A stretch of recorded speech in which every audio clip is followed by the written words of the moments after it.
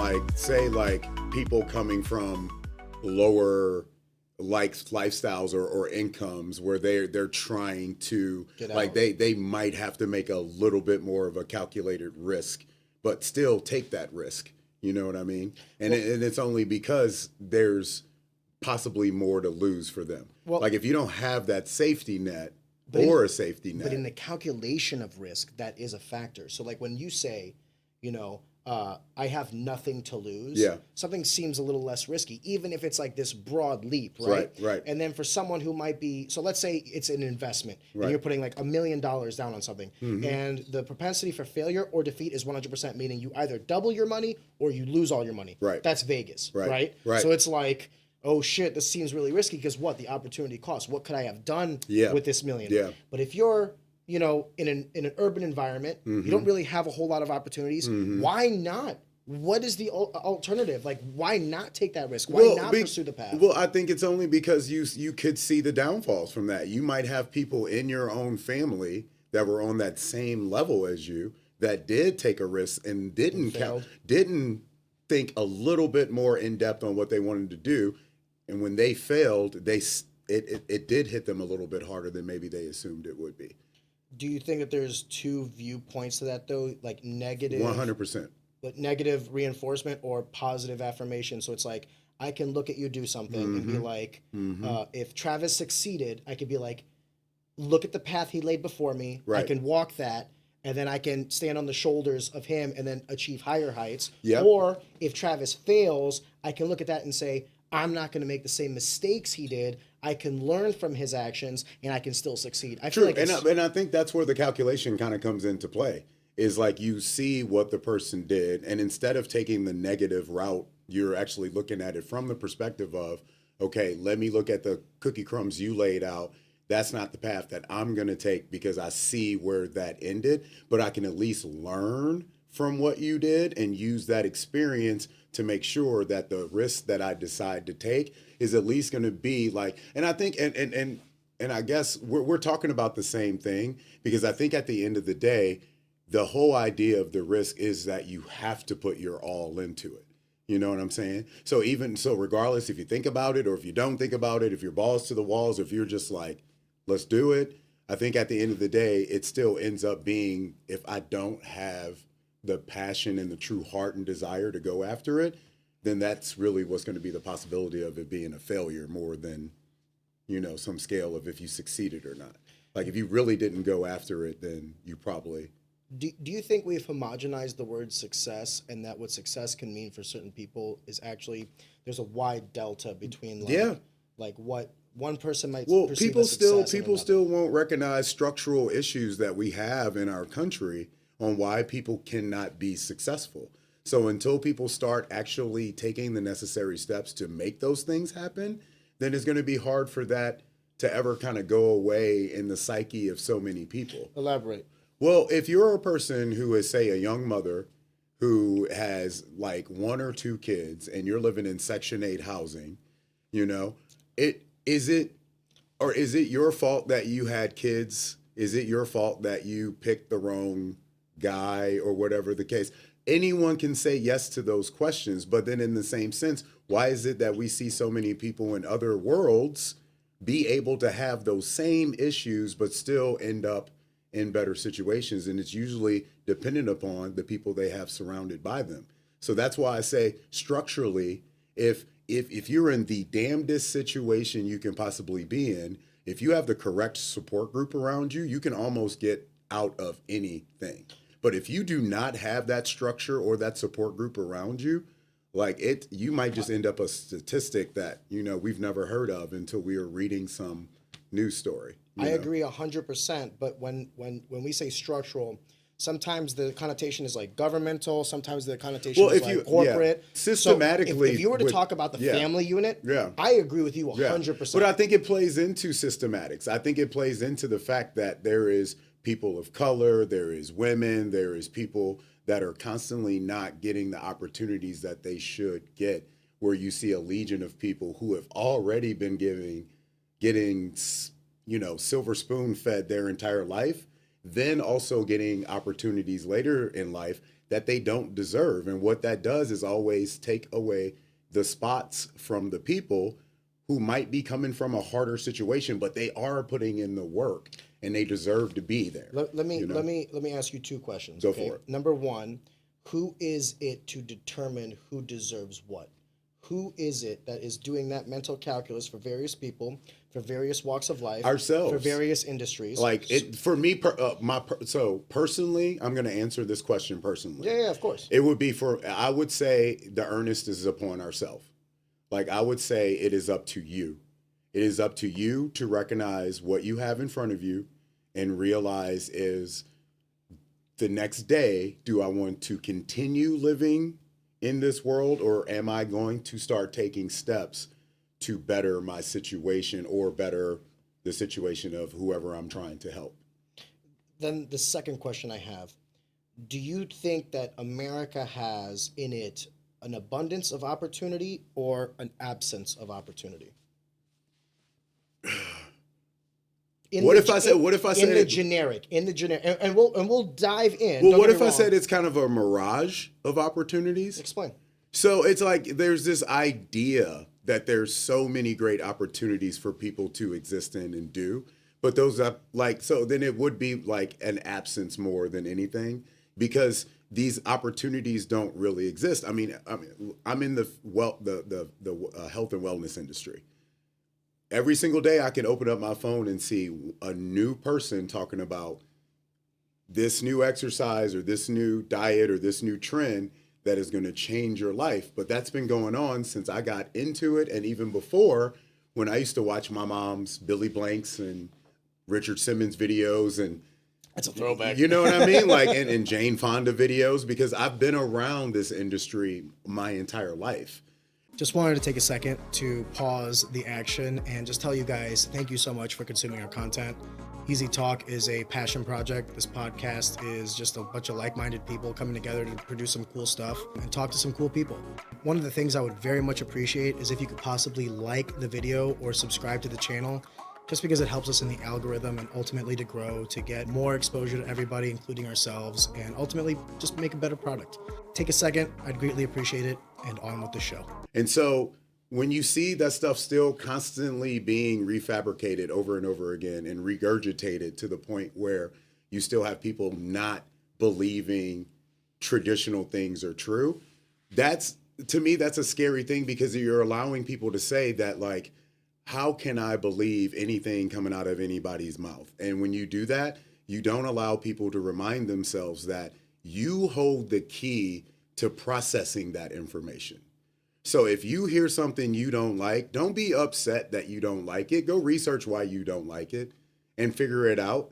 If there's something that you do like, be happy you like it, but then also research that too and figure out if you like it or not and why. Because I think the problem is so many people are willing to just say, okay, but they're not really willing to question great or even negative opportunities. And I think if you start doing that, you'll be able to really kind of have more insight on, like, your decisions and what it is that you really want for yourself and what you want for the people around you to make sure your level of success can be achieved. Because it is a spectrum. It is. Well, let me change the question then, because I think maybe I was a little too vague. Let me ask it in a different way. Okay. Regardless of what the masses choose, that is not necessarily a correlation between opportunities available to them. It is, though. Why do you say that? Because if the masses are look at what's going on with TikTok right now. Mm-hmm. If the masses are choosing to leave TikTok, is that better for the people who have made money on TikTok? Or is it better for the people to stay on TikTok? It's better for the people to stay on TikTok, because then they're not going to lose their audience. So really, who is that satisfying? Is it satisfying all the people who are logging into TikTok, or is it satisfying only that demographic of people who are making money on TikTok? So it's like, for me, in the creative industries, you are almost shied upon for being authentic. And it's a reason because of that. The reason why is because people want to follow what everyone else is doing. I don't know if I agree with that at all. No, I mean, but I think that's just who you are, I are as people. I think authenticity right now, more than any other time, is the most valued because everyone's chasing. I do agree with you. I do agree with you on the fact that the value of authenticity has become higher. Yes. And the only reason why I agree with you on that is because there is so much of the same of conformity everywhere. So I agree with you 100% on that. But the only reason why I agree with you is because people are so willing to just, I mean, like, you can go in any public setting. I tell people, I challenge people to do stuff like this. Go to a Whole Foods, sit in a parking lot, and tell me how many of the same outfits you see. Every girl's wearing UGG boots and leggings. You know, but people don't think about things like that as like the overall structure of someone, you know, saying like, hey, if you're not wearing this particular brand or outfit or whatever, we're gonna think of you as less than. Like, why are we still involved in those tropes or what in if it's today's just society? lazy? Or what if it's just lazy? It is 100%. And then you ask your friends like, what looks good, and they're like, go buy this. Like for me personally, brother, I have like a lot of things that I put a lot of effort into in terms of like my intellectual capacity, right? My fashion. The best thing I've ever done for the way I dress and the way I look is get married because I've outsourced that to my wife, right? Yeah. So like, if you ask me like, why are you wearing that? I'm like, dude, smart. That's ask just my smart. wife. But like, I think that's one of the craziest But things. if you look at me walking into a Whole Foods in a parking lot, Right. you might look at me and say, this guy is just like any other. But what I'm saying is like, you might be missing the nuance of like, what if I didn't even choose my outfit? But You know what I it's mean? almost the fact that you didn't choose your outfit. It's the fact that you're allowing someone who is more than likely, and women, please don't get mad at me for saying this, but women, they have the propensity to be on social media a lot more, looking at fashion 100%. and looking at trends. So they are actually the leaders of us going into the conformity, which is why so many women have the same fucking skull cap. So many women wear the same coat. And the women create the trends. You see the women wearing this particular brand first, and then you eventually see the men wearing that brand. And Lululemon, I was an ambassador for Lululemon. And so that's exactly what you see going on in there. Like I remember going up to guys in Finney's, the SWAT team guys that used to work out there, being like, hey, you know, if you guys ever need some SWAT gear stuff, go up to Lululemon, hook you guys up. And they were just like, you mean the place that my daughter goes to and spends $200 on my credit card? Like, why in the hell would I ever go there? And then when they finally went there, they saw like the quality of the product. And those are where things become outliers, but then eventually. Isn't that a factor? Because we were talking about. But then it's not anymore, because as you get more educated and you find out more stuff, like today, I purchased on an app that I'm not going to name some leggings, joggers for men that are pretty much just like Lululemon, and I paid $15. Yeah, but okay, so two factors there. Yeah. One, when we were talking about, and I'm going back to that example of like you're sitting in the parking lot of a Right. Whole Foods and Right. you're watching these people walk in, Right. and they might have similar appearances. Two things, right? One of them could be quality. The other one could be brand. You might be able to get the same quality of something for lesser value. Yeah. But what if people are buying that specifically for the value of the brand? Luxury goods. Yeah. It's a different demographic. I mean, yeah, and I saw that demographic. I was a group fitness coach in Frontenac for 3 years. In the plaza? Shit. You know what I mean? Yeah. So I got a chance to see. For those that might not know, forgive me, if you live in St. Louis, Missouri, Frontenac Plaza is very close to Lake Clayton. Right. Clayton is a lot of the finance, a lot of the tech, for a lot sure. of the affluence, okay? So the wealth. Yep, you so have, when he says that he's working at Frontenac, Yeah. understand that he's working with like, More upper of middle your class to upper class very, individuals. very wealthy people Yes. living in Frontenac. As far and as you St. also Louis have, is concerned. And for people who do know St. Louis, it's also like one of the areas where a lot of your retired athletes move to once they get finished. If they played for like the Blues or the Cardinals or one of the teams. It's a beautiful town. Yeah, I mean, Frontenac has a lot of great things. I actually enjoyed working in Frontenac a lot. It still, to this day, has the best schnooks out of all. Like, I'm sorry. Grocery store? Well, because they're like, so, like, you know, I eat a lot. So when you're a person that eats a lot, you want to be able to be at a place where you see people making stuff fresh daily. And that being, and when my Orange Theory location that I worked at, it was next door to that Schnucks. And when I would leave, I started training classes at 5 o'clock in the morning. So I'd walk out at 9, 10 after my last class, and you could already smell them cooking the stuff for the whole course of the day, whether it was seafood or anything. And I even asked the store manager, why is it that your guys' is like pick up food carry out section is like times 10 to everyone else's? And he was like, well, we actually have one of the original St. Louis Schnucks. Because you remember they used to have restaurants in those. Well, for people, this is me showing my They're bringing them back in some locations. Yeah. They used to have restaurants. They were very popular too. Yeah, they were very popular, and so they still had that original kitchen setup from the restaurant, and they just utilized it for all their carryout stuff. But it just working in a place like Frontenac, working in group fitness for Orange Theory, allowed me to see like how even people who really had the means to be their most authentic self would choose to just run with the norm and conform to what everyone else was doing. And it's because if there is something that they feel like they can gain from that group, that's what they're latching on to more than anything. And I understand that from the perspective of how we as humans have a desire and a need, and it's important for us to be around other people. These conversations, these communities, they're very, very important for us to be able to exist as humans. I would go as far as to say it's a need. It is. It is. It's 100%. And you see that with the loneliness epidemics that are going on right now. I'm actually working on a horror movie script about that particular situation. But when I saw how people had the ability to really focus on like making themselves be their authentic self, it just seemed like, once again, and this goes back to what we were talking about, unfortunately, with laziness, it's just too much work. Even for the people who have the ability and the means to do it, it's still too much work for them to be authentic. So it's just a lot easier for them to say, well, that's what everybody else is doing. I'm going to do that too. And like I said, and I think like I explain this to my clients all the time. I have these beautiful young women who bust their ass working out with me 3, 2, sometimes 4 days out of the week. And the biggest question they ask me all the time is, why do my friends not work out as much as me? And I said, because you are a small community in a larger scale of people who think it's too much to work out.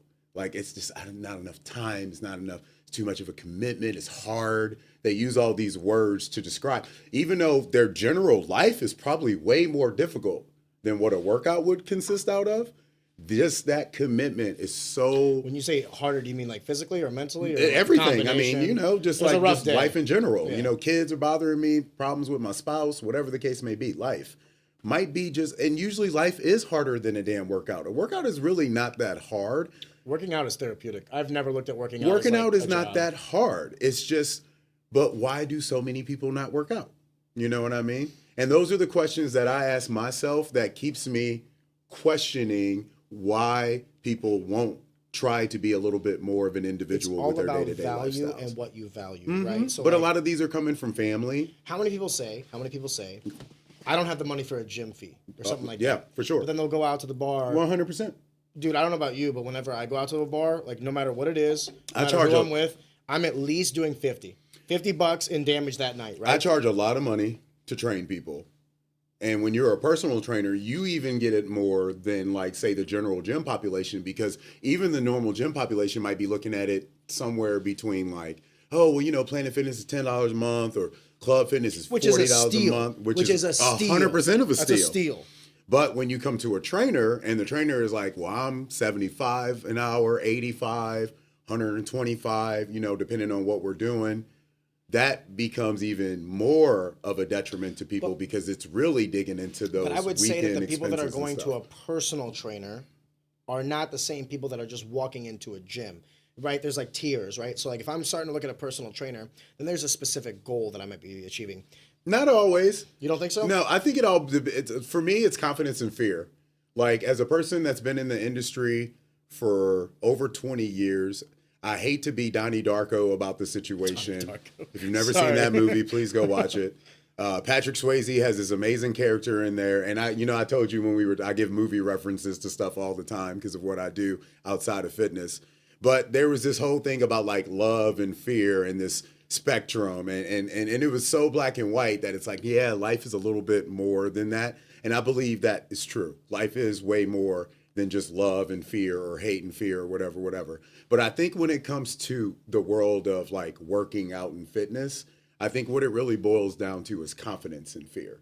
Like the people who you see going into the gym by themselves and they don't need a trainer and they might be looking up a workout on YouTube or like how I was grabbing the latest issue of bodybuilding.com and figuring out whatever that workout was. And I, doing West Side barbell workouts and doing like every single work. I've done like every single workout I can find, whether it be print, online, word of mouth, crazy notes that I found on Tumblr, weird shit. Oh my God. Yeah, like weird shit, right? The thing that I've always found out is I've had the confidence to go try these workouts. And that's what I see a lot of people don't have. So when they don't have that confidence to even say, because like a person could go in the gym and just do like lunges, squats, deadlifts, and presses and pull something, move on with their day, get a little bit of leg workout on a bike or a treadmill, move on with their day. And it's that simple, but people want to make it so complex because they just can't imagine it being that simple. And it's the confidence thing. I'm like, no, it's if you were confident enough to know that your squats were as good as they need to be, or your lunges were as good as they need to be, your pulls and presses were as good as they need to be, then you would have no problem just bringing your ass into the gym. You see beautiful women every day going in the gym, putting their hats on super low, go over there, and they start getting their workouts. You see guys come in every day, hoodie on, over in the corner, not talking to anybody, getting their work on. That's me. And people always I come in, I work, I bounce. But what about the other people? What about the people who are like, how come I can't do that? And those are the people that I got to deal with because they want to be those people, but they're like, how come I just can't do that? Do you not also deal with the people that are those, the beautiful women with the hat down, the guy with the hoodie on, who are looking for something specific? Because whenever I think not of much personal anymore. Training, well, I could be wrong. But whenever I think of personal training, I always thought there is an inadequacy in my output that I'm not necessarily receiving the intended outcome, right? Yeah. I'm benching, I'm squatting, I'm push So pressing, I would not say getting the body I want. So I would now say I need to go to someone that might work on my form. Or you might see my workout regimen and you go, Arion, you're doing this and this right, but this and this is wrong. Or you might be like, hey, brother, everything is right, but the reason you're not getting your desired output or your outcomes is because your diet is shit. Once you put me under a magnifying glass, the value of an impartial third party to kind of like, look at me objectively and be like, this and this is right. This and this is wrong. What are your goals? Let me piece this together. Yeah, no, that's not personal training anymore. No? No. Did it used to be? So it for a small time. Okay. But then that's when your CSCS and performance trainers started to come out. Forgive me. So like you're certified specialist of sports and conditioning. So more and strength niche. and conditioning. So these are the certifications. Usually these people like myself, we have kinesiology backgrounds and degrees, and we go after like what's going on more with the anatomy and the movement of the individuals of why you might not be able to perform. You do want to have the nutrition side of because a lot of the times, you might be getting injured because of your diet. Yeah, you might not be performing in the gym, on the field, on the ice, on the court, wherever, because of your nutrition and things like that. But the main difference that I've learned in the last, I would say, 10 years is what personal training is exactly what that very, very first word is. And there's some really, really great books that are out right now that talk about this a lot more because there is this shift that has happened in probably the last 15 to 20 years where a personal trainer is not really there for accountability. The personal trainer is not really there for form. The personal trainer is not really there for anything other than to give you the best goddamn experience you can have when you're working out that day so you fucking show up the next time. Wow, it's like emotional support more than anything. Mm-hmm. Like you've got all these like techniques and things that have been created recently, like the Bowen technique and stuff like that. What is the Bowen technique? The Bowen technique is this thing that you're finding in PT and massage therapy and stuff where people are coming to their physical therapists or their massage therapists or their doctors, and they're saying, I'm in pain. And I'm doing everything that I'm supposed to be doing. I'm eating right. I'm working out. I'm light movement. I'm doing whatever I need to. But yet I'm still dealing with these pains in these areas that won't go away. And what we're finding out is these pains are actually coming from more emotional responses and triggers of stress that have dealt with your life since you were a child. You know what I mean? And these things are now starting to show up in people's lives more than ever because you're able now to have more of an outlet for these things. Like our parents' generation did not have social media.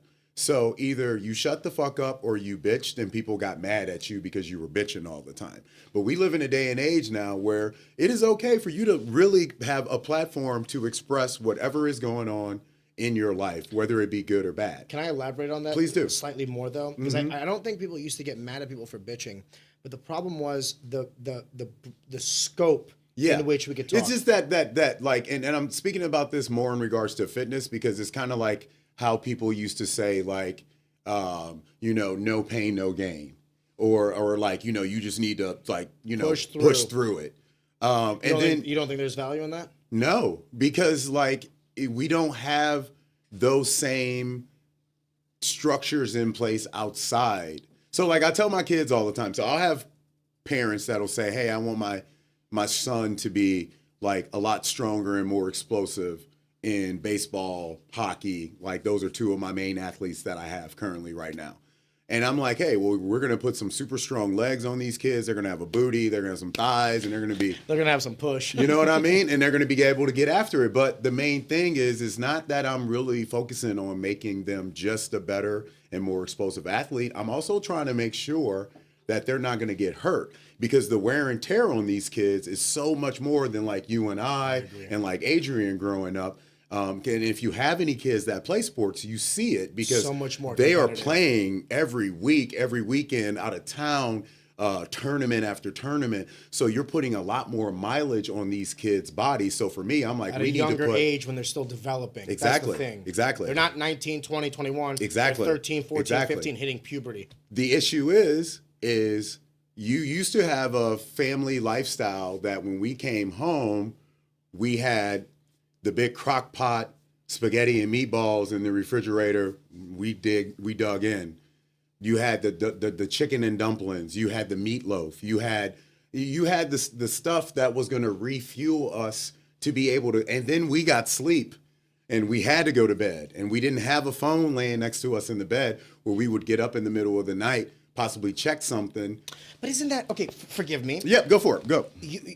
It's not that I'm disagreeing with what you're saying. I think there's a connotation of truth there. Yeah. But isn't that a factor of discipline and lifestyle? Meaning, I have this phone, but at any moment I can turn that motherfucker off and go to bed. Yeah.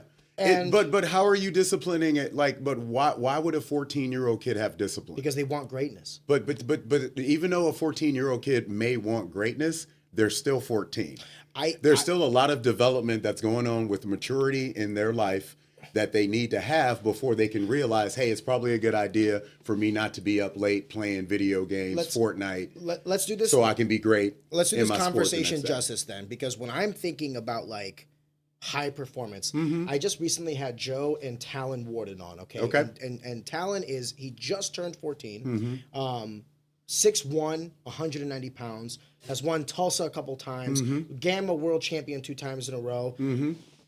He's 14 years old, but like everything that we're talking about right now about like, not necessarily overwork, but working out, kind of catering his lifestyle to this. Yeah.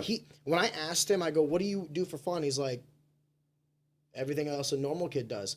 I don't think he understands that he's not a normal kid. And I don't mean that in a detrimental way. I mean that in like an esteemed way. Yeah, for sure. And like talent, whatever you think normal kids do, I guarantee that's not the reality. Right. So what I'm trying to say is a kid like Talon, he does have the discipline to turn that phone off. He does have I got a couple of those kids that play for Junior Blues that do the same thing. I think what we're talking about, and I do agree with this, let me know if you agree with this, is when we were children, and I know that you're...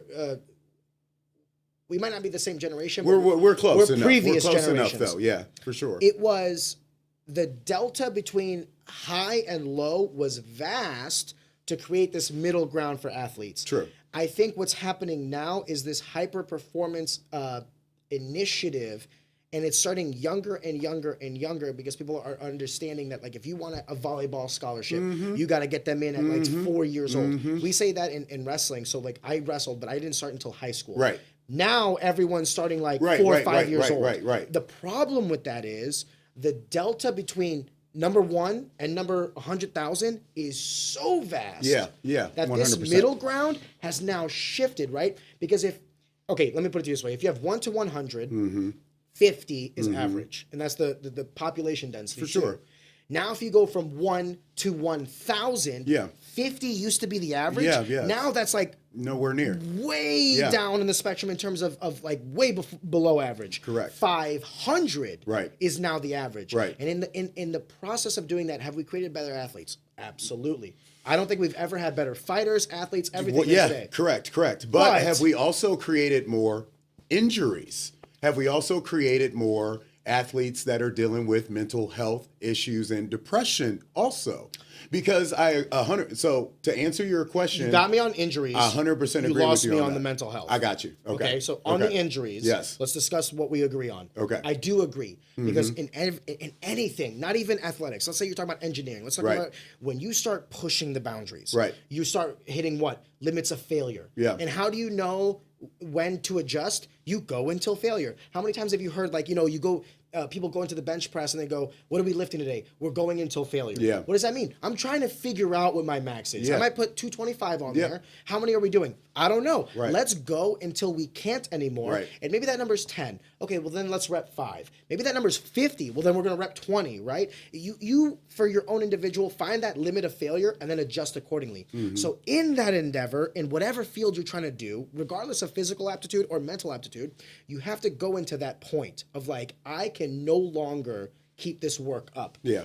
And in that endeavor, when you're pushing boundaries, I think the consequence, unfortunately but undeniably, will be injury. Yeah. Or we're catering this to physical, but like some sort of technical or whatever. It's a breakdown of machinery. It's what have you, right? So like the same thing that happens with the body would happen with any other form of whatever it is that you're pushing. Yeah, for sure. So I agree with you physically that we are entering this age of like, everyone's trying to push numbers. Everyone's trying to push PRs. Everyone's trying to push records. Right. You're going to get some bumps in the road. Yeah, for sure. But is that not the status quo?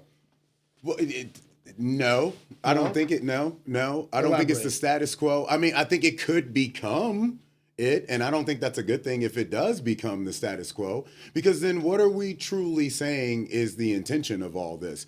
Is the intention of this to run these kids into the ground? Because I think what we forget is the kids actually are always going to be all right. Well, let me specify. But I'm not saying children. Okay. I'm saying to the adult age. I agree with you with children. True. I agree with you with children. True. So, but when we get When to you're 30 years old and you're trying to be the next MJ, Right. who am I to tell you to stop, brother? Yeah, 100% agree with that. But and this is what goes back to what I was talking about with the discussion of what's being served on the table. Okay. If you have a lifestyle that's involving Chick-fil-A and gas station food, I don't care what age you are, you're not going to be on the field as long as you think you are. Agreed. And I think that's where I'm like having the biggest issue with what I see is, and it boils down to the parents. I call this like the kicking and screaming theory, where you have so many parents that are just constantly pushing this narrative of like, my kids have to be active, my kids have to be in this sport, they have to do this, they have to do this. But the parents are not doing what they need to do on the back end to have facilitated. Exactly, and I think that's where we're running into trouble. And Do you what think we're it's selfishness? seeing, They're putting so much of the responsibility on I think it's a little. Honestly, I would hate just to say it's selfishness, because I think a lot of it boils down to a little bit of selfishness, but also a little bit of ignorance. They don't know what they don't know. Exactly, Or they don't know what they're doing. Yeah, and that's where like I run into some problems when I talk with some of my kids and some of the information that they're getting from their parents, because they're hearing it from some source like YouTube or TikTok or whatever. And it's like, it's not that information is incorrect, but does that actually apply to your situation? And that's the thing that I think we're kind of forgetting. Nuance. Exactly.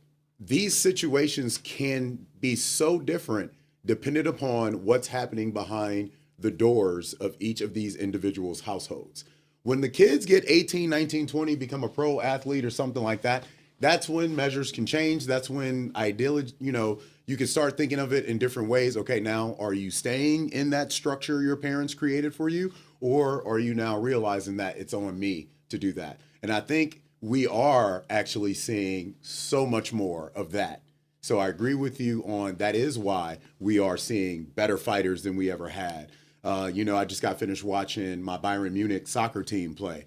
You got these amazing men and women on the field that are doing things that, people wouldn't fathom of doing 20 years ago. And I think a lot of that has to do with the fact that, we've made so many of these great advancements on so many other things. But I think if we forget to keep those foundations in place, we will eventually run into problems. How do you innovate in any field if you're still catered or anchored to the prudential or the past? You got to step out. You just got to step outside of your realm. Agreed. But then how do you also maintain the thought process that you have with also this thought process of if we do want to You need to read more books.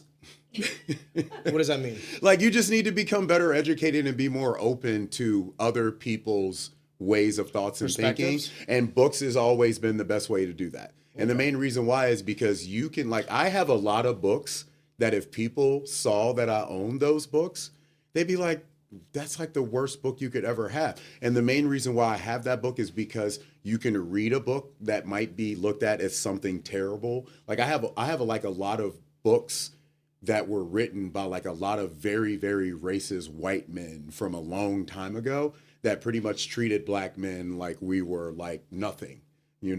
And the only reason why I read those books... if you read any book from the 1700s, it's the norm. You know what I mean? But the only but why would I go back and read those books? Because there was some wisdom even in a flawed society. 100%. And what I'm trying to say is when people are looking to find a way to step outside of these already kind of created norms or boxes that they're in, the only way you can do that is with education. I agree. And sometimes your education might mean you might have to read something or learn something that is a little difficult to deal with.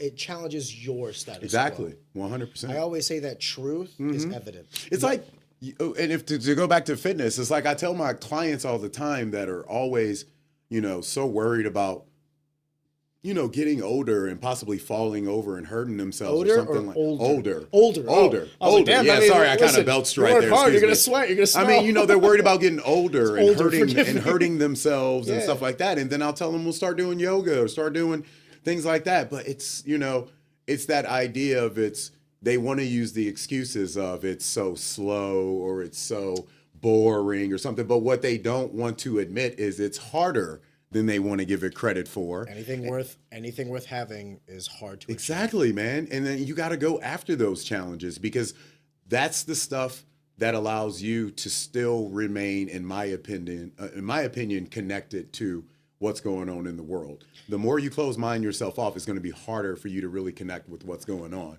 I agree. I think even if you have your beliefs concrete, you should still never build up walls to opposing viewpoints. Exactly. I think the Coliseum of debate is where truth goes to battle, similar to fighters in the cage or what have you, right? When you start getting to the point where you can no longer articulate or debate or, it's not even about convincing people. It's more about establishing why you think what you think. Yeah. Does that make sense? Yeah. I'm not trying to convince you why I think what I think. Yeah. I'm trying to explain to you why I think what I think. Now, the variable to that, though, is, because we were talking about, properly educating ourselves. Yeah. And it doesn't have to necessarily be about, what we're talking about right now in the physical endeavor could be attributed to whatever it is that you want. Fatherhood, being a good spouse, your work-life balance, what have you. I think education does not necessarily stop with, I graduated high school, I graduated college. No. If you're not, we call it now, what do we call it now? There's a word for it. It's growth, personal growth. No, there's a fad term for it now. I'm all about Development, Personal development. Dude, Okay. I call personal development aging and getting wiser. Exactly. It's like if you're not developing as you get older, that's every the day fuck are you wake doing? up. Every Yes. day you wake up, you should be a trying better to develop. version of Yes. previous you. Yes. Yesterday, that you is no longer around anymore. Yes. So today, what is today's 1% you? better. 1% better. You know, and your goal should be to make it at least 1% better than it was the day before. Do you think that, and this is kind of like a societal question, it's a small pivot, forgive me. Okay. I find that when I was younger, we were much more able to have nuanced discussion or debate on certain issues. Now, I almost feel like people are more preoccupied with being right. Yeah. Than they are for establishing. So, like, if you told me it kind of goes, you should bench instead of squat, Mm-hmm. it used to be, well, Travis, why do you think I should bench instead of squat? Mm-hmm. Now it's like, well, I want to bench. Yeah. You're wrong for telling me to squat. Yeah. It's like, no, you didn't hear what he was saying. It's He wasn't one of- telling you to bench. Yeah. He was saying maybe Right. it might be better if you Yeah. squat than bench. Yeah, it's one of, and you know, I think there's a lot of layers with that because it is one of the travesties that we see in fitness. And I'll just sidebar fitness real quick to say, you do that in fitness to sell. Sell meaning Like people come product with, or yourself? They both. People come with absolutes when they This say is the way. Exactly. That's selling. Okay. So to leave fitness and look at it from more of a general sphere for society, like I feel like the reason why people can't have these discussions anymore, because it alludes back to what I was saying on, like, it's so great that we all have a platform to be able to discuss these ideas, but it's kind of a reason why. And I mean, people get very upset with me when I say things like this, but it is a reason why certain people kind of kept their mouth shut a long time ago. And it's because those people were smart enough to know that they may not be educated enough to speak upon whatever that topic was.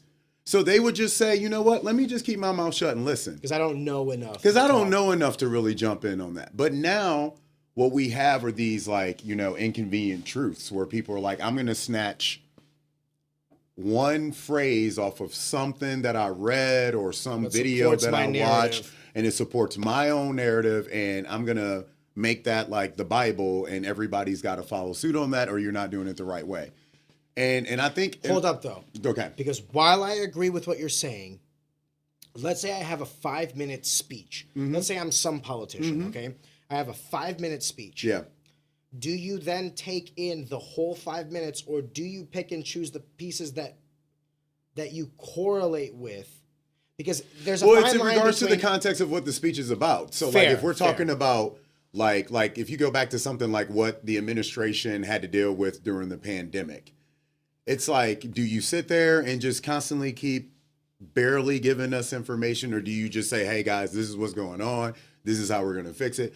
You know, you have your ways of enjoying what you hear or not enjoying what you hear. Very fair. But if there's a context of like war or something like that, it might be a little bit different. I agree. Because you might not want to say certain stuff because you're looking The at it other from context. Right. You're like, hey man, I need to keep my people knowing that we're safe here. Yeah. And we're doing whatever we can. I agree. So I agree. That would be the only thing I would say could be. I guess what I'm trying to say is, like, isn't it like a fine line between picking and choosing what someone says to support a narrative versus this person could have a long conversation and some of it might not necessarily be valuable, Yeah. but the few pieces that I pick from it are the most valuable to me. Like, what is the connotation between right and wrong? But that's what goes back to education. Like, you should be. I can read a book about Adolf Hitler and find things that he's talking about that I'm like, you know what? He makes sense when he says that. Yeah. I can read a book about Aleister Crowley. Ooh, that's a clip. You know, I'm just saying. Like, I'm just saying. And people who know me know that I'm not afraid to say stuff like that. No, I'm joking. You know, but the reason why I'm not afraid to say stuff like that is because I actually have read books. and you get to that point where you say, okay. Do you think there's any sort of literature that should be banned? Let me start with that. Do you think and when I say banned, I don't necessarily mean like the kids section or like a public school. I'm talking about like if you want to purchase a book, should you be able to? You're saying some books should be banned. The only books that should ever be banned are the books that are trying to claim something is factual when we actually have the knowledge and resources to prove that that's not correct. If you would have told me no matter what If you would have told me that before 2020, I would have agreed with you. Yeah. If you would have told me that before COVID, before a response, I would have agreed with you. Why don't you agree now? Because now the basis of like who is to determine truth. So like when I was growing up, the scientific method was constantly fuck around and find out. Literally hypothesize, test your hypothesis For sure. until you can prove it in mass, right? And that's sure. basically the when you talk about the scientific method, fuck around and find out is the layman's term for it, right? Yeah. In my lifetime, I've seen the scientific method be challenged to the point where it was like, trust what we are telling you blindly. Yeah. So now when I think to myself, like, I want to agree with what you're saying, but then there's this part of me, that's the rebellious side of me that's like, you know what? Let the market decide. If this book, okay, is being sold with just falsehoods over the proper course of time in a society with true freedom of thought, expression, and speech, it will be deduced. That's scary, that this is man. failure. You need to watch more sci-fi films, fam. Fair. Perhaps I'm an optimist. Yeah, no, okay. But I think, let's say you and I sat down, and I had the opinion that racism was good, and you had the opinion racism was bad. I think in a proper society, what you do is you amplify that conversation. Why? The inherent truths of the arguments will become self-evident, right? And then everyone will be better for having heard this guy's an idiot. Yeah. Of course, none of this stuff is. Why would you judge people on this? But if you subside it, if you force it to the recesses of society, right, you will inevitably create a fringe cult following, and that cancer will be present. I truly believe that the same metric in which I look at like economic prosperity through like unfettered access to all resources and let the market decide what is best, and they will. I think that about thought as well. Yeah. The good thoughts that progress humanity, because look at it objectively. Yeah, but but if you were to look at it objectively, everybody's not involved in the market, though. Everybody is, even if it's subconsciously. To a point. 100%. Not if they're not thinking that they're part of that. Even the followers, market. Who are they following? The trendsetters. Who are the trendsetters? There's still outliers of people who are gonna think that they are not following. The rebellious people. I understand that as well. Fair, but that is the vast minority of people. Would you agree? The people, but if you take 100 people, the one guy that dresses different from everybody else. But then once again, that comes back to us giving more power to conformity than being individuals. I don't think we're giving power to something that is like instinctual in us. We always had this strength in numbers. We always had, even from like primates, we had this like idea that like, okay, if I'm with Travis, we are now twice as strong. Right. We can combine resources. We can do more. We will be more prosperous. I think that there is a beauty to wanting to be like, okay, let me put it to you this way, in a different way. Let's say we have a group of 10 people. Right. 9 people say that racism is bad. One person says racism is good. Right. Should we allow as a society for him to think what he does? In my honest opinion, I do, because I don't want to start curtailing thought. I would say, however, has the consensus of the masses distinguished that as wrong? Yes. Is that not good? Right. Well, no, because, so in a sense, there's a little bit of nuance between that, because if you're going to look at the one person and say, you still have to be able to say, well, what's the reasoning behind? If you're going to say, if 9 people What if he tells you, I don't like black people? So, which I've actually there's like, no like, I can't. Yeah, he could just, if the answer is just, I just don't like black people. That is something that is already universally known throughout countries everywhere. The consensus has always been, from South America to Europe to wherever, that black people have always been looked at as, as the downside, and it's one of the reasons why is because of base. Travis, forgive me. Go for it. I will get to the discussion of the macro. Right. But let's go back real quick, because I do want to have that conversation. But let's go back just a step. Right. My initial question was, because this stems off of if books should they be able to have that exist. One guy says racism is good. No. Who are you to decide what he can and can't think? The person who has the resources and the examples of why that thought shouldn't exist. Okay. And that's why I keep saying But if you elaborate this to him, if you elaborate this to him over and over and over again, scientifically, hey, there's no difference. There's no difference between black people and white people intellectually, physically, what have you. Nope, not at all. We have all the same propensities for 100%. By the way, we can cross homogenize. You can have mixed babies. 100%. And this guy turns to you and says, Travis, I still just hate black people. He is, but here's the thing: are you asking that that opinion should be spread, or is it that he should have that right to have that opinion? Because he should have that. Yeah, he should have that right to have that opinion. The right to have that opinion. And the reason why he should have that right to have that opinion more than anything stems from the fact that that opinion has been there for everyone. Okay. That's in you have black people who just don't like white people for some reason. Asian people who don't like other Asian people. You Japanese people think Koreans are ghetto. You know what I mean? Like, there's a lot of these things that have always gone on. What I'm trying to say is, if it becomes a voice, that's when I think that should be extinguished. So if we were to go back to the books, what if I told you though? Like, I would not want him to write a book saying that I don't like black people just because I don't like black people. But what if I told you by the virtue of truth always coming to light? Okay. He would never become a voice. What I'm trying to say is, but that's hard. I don't think it is. I trust people.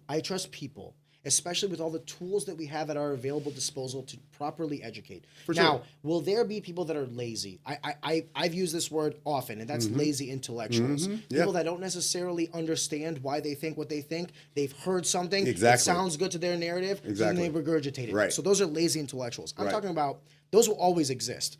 What I'm talking about is this guy or girl thinks something inherently wrong. For whatever reason, I want to be careful what power we give individuals in limiting other individuals, because I don't ever want to be limited or limiting. I'll give you another example. I understand what you mean by that. There's a black person I understand what you mean by that. There's a black person saying, I hate white people. Right. The first thing I'm going to say to him is like, oh man, why? I feel like we're pretty okay. And then he tells me this person did this person did that. I go, okay, well then maybe what you don't like is not necessarily white people, these specific people, the nuance. Yeah. Maybe we have that conversation, right. And it eventually goes to, Arion, I've heard your argument. I still hate white people. You know what I say to that? I say, okay, brother, live and let live. Yeah. I don't mean you any harm. Right. As long as you're not harming me in any way, right? Because that's where it goes. Like from the idea to physical acts. But that's where I cross the line of like limiting. But at the end of the day, that's more on you than that is on that person, because we have now seen that these. But don't we have freedom of thought? But wait. Though? Here, listen to what I'm saying though.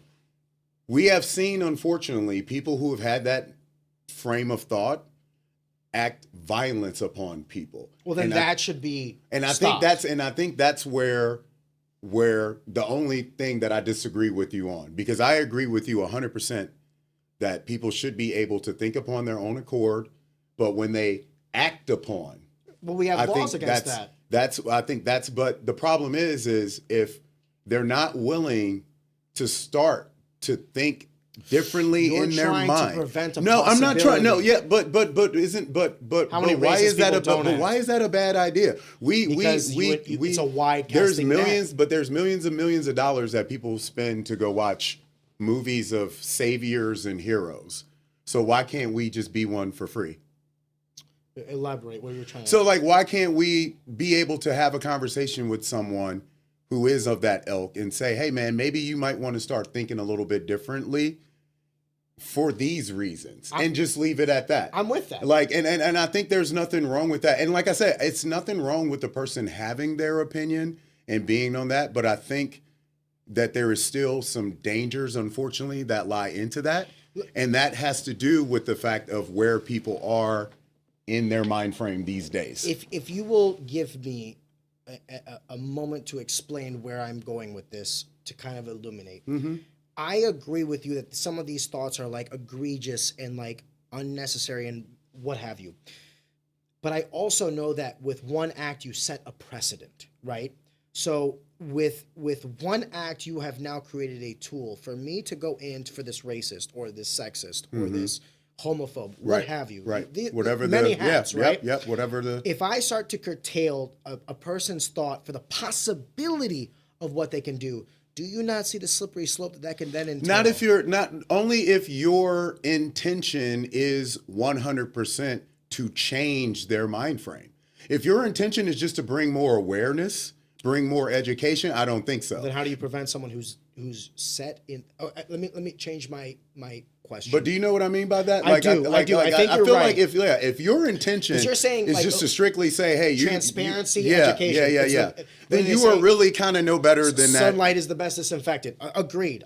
I'm not disagreeing with the connotation that you're bringing. I guess what I'm disagreeing with, the only thing I'm disagreeing is, I don't want to live in a society where anyone can tell anyone what to think based on their preferences and nuance and whatever. I like to think that if there's two people, then that's a problem, right? If you're black, I'm white, I hate black people, that's going to be a problem. If there's 100 people, that problem, if 99 people like black people and one person doesn't like black people, that problem becomes diluted. 100,000, a million, 100 million, 8.6 billion. What I'm trying to say is, if we allow in our freedom for some people to think incorrectly, even if we collectively understand that it is, then we allow for everybody to think however they want to think for the betterment of society. But the second we decide that we are just, we are right, and that in our, vast expanse knowledge and good, that we are going to start curtailing humanity, all of humanity, to this, we then limit humanity. Because then how do you get the people that are the trendsetters? How do you get the people that go against the status quo if we've made it illegal to go against it? That person might end up becoming a trendsetter because now their way of thought might be a little bit more enlightened than what it was before. Before 2020, I would have agreed with you. You're funny. Before 2020, I think the reason why I like I said, there's so much stuff you and I agree with, but I think I think we agree on 100%. Yeah, I think we do. I think what I see in society right now that I think is the biggest challenge, and it leads back to what you were talking about with someone telling people what to do. Who has the right to do that? Do you? I don't have the right to tell you what to do. You know who I do have for? Who? My 16-year-old son. That's because he is your responsibility until Exactly. the age of 18. So here's what I'm trying to say. The problem that I see a lot of times is we have been, in a sense, for a majority of people who have parents, have been told what to do for a very, very long time, whether it be good or bad. And then at some point, there was a cutoff where then now that person must start making their own decisions in life on what they choose is right, wrong, whatever, good, bad, whatever that might be, whatever that might look like, based upon what they think in their head is something that they're like, you know what, these are my choices, these are my decisions. And I think a lot of people, and this is where stuff like therapy, this is where we talk about stuff like the Bowen technique and things like that comes into play. Whereas what people forget is these things have actually kind of been planted in your head for a very, very long time.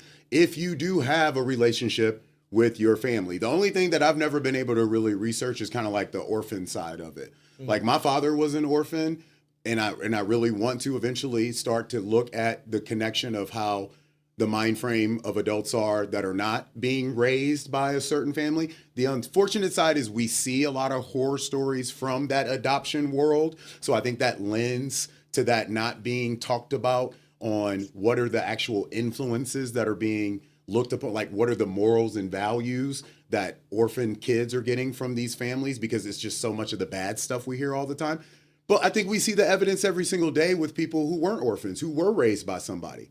Well, like a lot of the stuff that if you do it right, you never hear about it, but you hear about the egregious acts. You do. So it starts to make you hyper focus on, oh, is this how all of it is? Like, no, how many people are orphans and then grow out to be model citizens? I remember having conversations with my ex-wife where she ended up marrying a black man, but her father sat at the dinner table every single night telling her that black people were the worst people in the world. Oh, that's rough. You know what I mean? But then why did she and her sister and was there just something inside of her that just said, you know what, like, I'm still going to be attracted to black men? Or is it? But it goes back to the original thing we said. Nature versus nurture is something that is very, very more real than people want to give it credit to. I think it's also the original thing we said. We can look at an act where we talking about risk. Your father says, don't marry the black man. I don't like black men. Right. She could be like, well, I'm going to look at your mistakes and I'm going to follow a different path. Or if he would have been like, cool, live and let live. Whatever. Right. I'm going to follow the example. Right. Stand on your shoulders and build upon that. I do believe this in my heart of hearts. Right. Is that there are good and bad influences, yes, but how we choose to reference and analyze those are the individual. We can be like or we cannot. And there is a lot of truth to that, but what I'll say is what I like to say from next Friday, charity starts in La Casa. In the house. If these things are not being taught to you inside of your house by the people who are raising you, it is going to be very, very difficult for you. Know what I mean? It's going to be very, very difficult for you to be able to have these conversations, understand these structures. It's much harder to be a rebel. I agree. It's so hard to think the world is not against you. It's not the majority. Exactly. It's very possible, and it is not the majority. And I think that's where I run into the fears with conformity is I unfortunately sometimes see these narratives starting to become more acceptable because like we've always with racism? Well, I mean, no, just the idea that like that it's okay for everyone just to have a platform to talk about whatever they want to. You don't like that? Or I don't. I never have because it's scary. And the only reason why is because the mind for so many people is just so quick to be lazy and go to that conformist lifestyle. But what if I told you that the opportunity to have a platform does not necessarily guarantee. Okay, let's go take a step back. When you say platform, what do you mean? Do you mean like someone social uploading? Media? Okay, well then a podcast. You don't think anybody should have access? Substack. You don't think everybody should have access to it? No, everybody shouldn't drive. Everybody shouldn't have kids. Everybody shouldn't own guns. Like, okay, hold on. You know what I mean? Like, but that's the problem with where we are today in society is we have this idea that just because I'm living... forgive me. Let me say this. Okay. I was under the purview that we were talking about adults. I am talking about adults. Well, then I think that every adult should have the access to speak whatever they want, whenever they want. And if people choose to or not to listen, then that's the open market. But the problem is the open market has constantly shown that too many people are listening. And it falls down trust. We would never have people like a Charles Manson or anything like that in society if we didn't have people with a voice be so powerful. One person's voice be so powerful. You see this in religion all the time. When people have lost money, people have lost their lives that they've given to a certain organization, regardless of who it might be, because they've been told for such a long time that if they're able to sacrifice or give or whatever, that they're going to be put in some pedestal or something like that. And then they just end up getting screwed out of the ordeal. And I'm saying like that stuff is stuff that we now have more platforms for that to exist than platforms for people to be more individuals. Agreed. Do you know what I mean? I agree. Now I'm going to ask you a macro question. Okay. So let me take you a step back. Okay. There are two lanes for humanity, not our society, America, humanity. One lane is where fringe thoughts are ultimately just collapsed.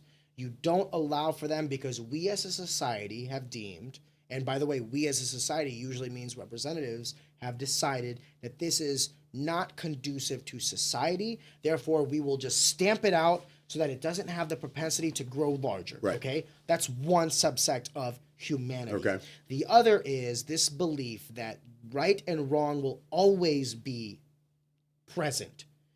And that as long as people choose to do right of their own accord throughout their life, throughout wisdom, throughout whatever, it's better than forcing them to do so by disassociating the fringe. Yeah. I guess what I'm trying to say is, by your same logic, and I hate to bring this up as an argument. No, go for it.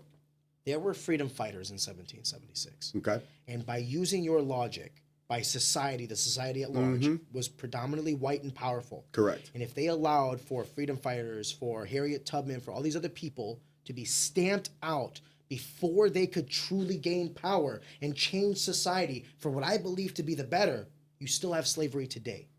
So how can you But sit they were there- trying to stamp them out. They were. They wanted to kill all of them. But Frederick what Douglass happened? had to leave the country It's not because the he was a absence of runaway. trying, but it's not the absence of trying. It's the product that the market of human soul decided that all men are created equal based on the founding documents. I mean, listen what you say about America. I But the understand. market at that time But it was changed. not that all men were but it- created but it- equal. but it It was changed. that all men of that stature But it changed. were going to be. But it was changed. only changed because you had people who could not stand it anymore. But who and are they those were- people? They were the people that were on the plantations. They were the people that were the And they weren't- slaves. They were the people that were being. It wasn't just them. It wasn't just them. Well, but the problem is there were Because people, who are but the there people were, that but, have voted for but there were, emancipation? but there were people, but there were poor, even poor white people I want to make sure that that eventually. real quick. I got- want to make sure that we're not going down the civil For sure. the Civil War Act. Yeah, Sorry, yeah. forgive me. I want to make sure that we're not going down historical avenues. I Yeah. want to take it back to the macro. Yeah. I said that there were two trajectories. Yeah. If let me reverse it. Yeah. Let's say slavery wasn't a thing. Yeah. And there was this subsect of people that were Yeah. like, we should start having slaves. Yeah. And they're thinking this, but no one's paying it any mind because they're like, dude, what are you talking about, dummy? Dude, if slavery never existed, you guys would all be over in Morocco right now, dressing like in hip hop, playing like it would not be that much different than what we see right now. Well, except that you would see a lot more black people in positions of power around the world.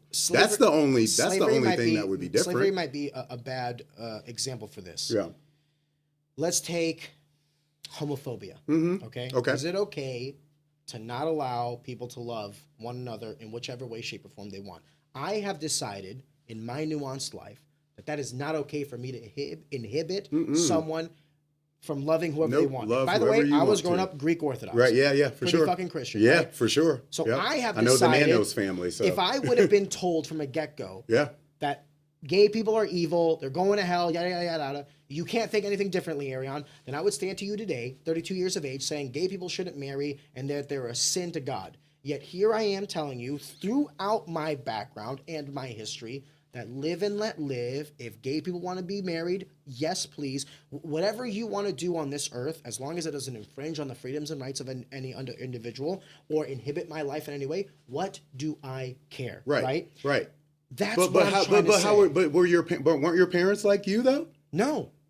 Your parents didn't. They No. thought that gay people. Brother, shouldn't- yes. Okay. Yes. Okay. So Gay people were bad, yes. So then what was the They, thing? by the way, so though, what was they the thing? changed, but so, hold up, though. So what Travis, was the thing? They changed in time as well. Okay. So but what was the thing for you though?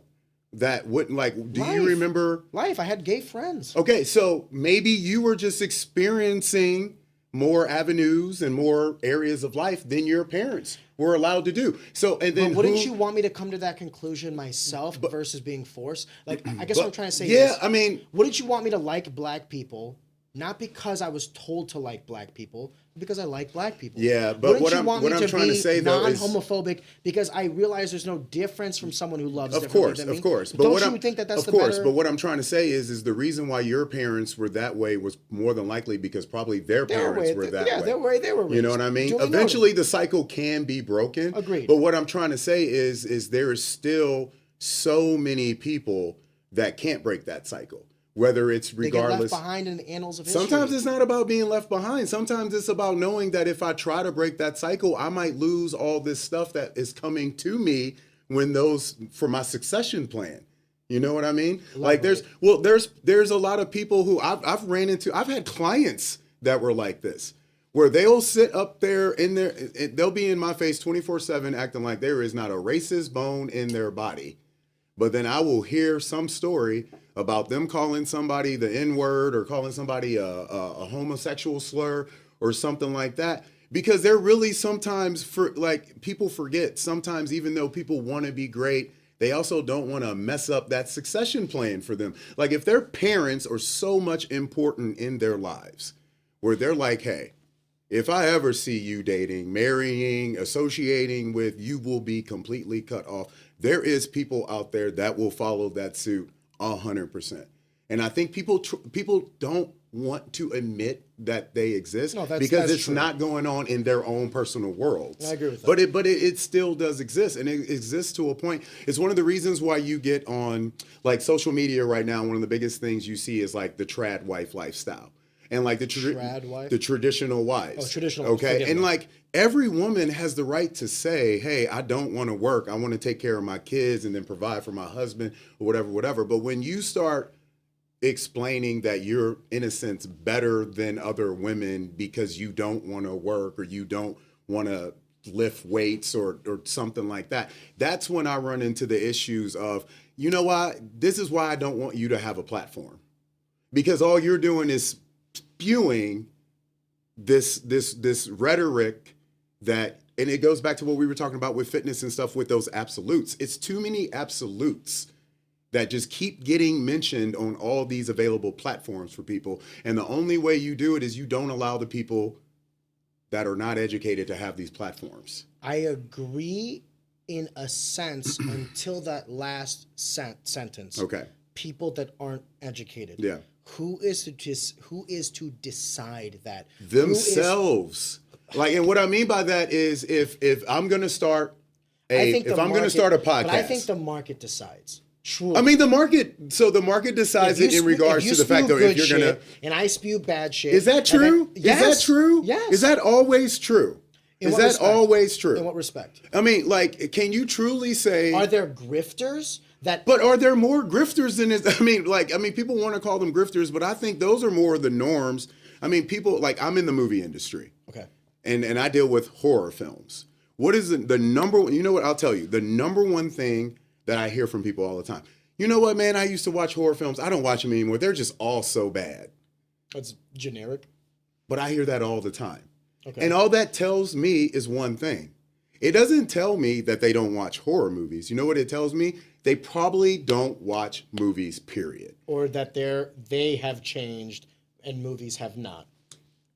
No. You don't think so? No, because it boils down to, are you actually watching films? Are you actually reaching out and seeing things and stepping outside of you? And most of these people are not. It's a lazy statement. It is just a lazy cop-out. Intellectuals. All right, it's a cop-out. Right back to what you were saying, man. And it's so important that you use that phrase as the lazy intellectuals, because I think they're smart, but they're lazy. And it's not even that, they're manipulative, because they think that by getting away with saying this laissez-faire statement of all horror movies suck, that means what they're doing on their day-to-day lifestyle is more important than a person who might look at horror or some other films as something great, you know? And that's where I run into these issues with. I am 100% with you, brother, me and you, 100% on the fact that, man, whatever is your kink, whatever is your freak, live and let live. Let it be. Yeah. Like, let your freak flag fly. I tell people that stuff all the time. But what I don't like is when we have a lot of people who are in this mindset of like, hey, you need to do it this way, or it's the reason why I feel this way is because this is what's important to me. Cool, man. Good story. You know what I mean? We all got stories. I guess, and this is where we'll put because I do want to talk about more about what it is that you're working on. Okay. Yeah, for sure. I love the rabbit hole. Yeah. But I do. It's always fun to go down there, dude. I love this, especially with people who you can have the conversation with. Well, you're listening to me. You're not just talking to me. That's why 100%. I can do it. I guess what I'm trying to say is this is how I view it for myself. You can tell me if I'm right or wrong. Okay. I'm genuinely asking you. In my life, I try not to be a hypocrite, meaning I try not to do things that I tell other people not to do, or don't do things that I tell other people not to do, right? That I tell people to do. Right. Like if I tell you invest in crypto, but I'm not investing in crypto, well, then I'm a hypocrite. Right. So my whole thing is, Ariane, whatever it is that you're doing, just don't be a hypocrite. Do not promote hypocrisy. I don't want anyone to tell me what to do outside of the purviews of the law. Okay? I'm not going to kill anybody. I'm not going to rape, pillage, what have you. You can't tell me how to think. You can't tell me what to feel and all these other things. It just so happens that I happen to not be racist, happen to not be homophobic and all these other things. It just so happens that. Right.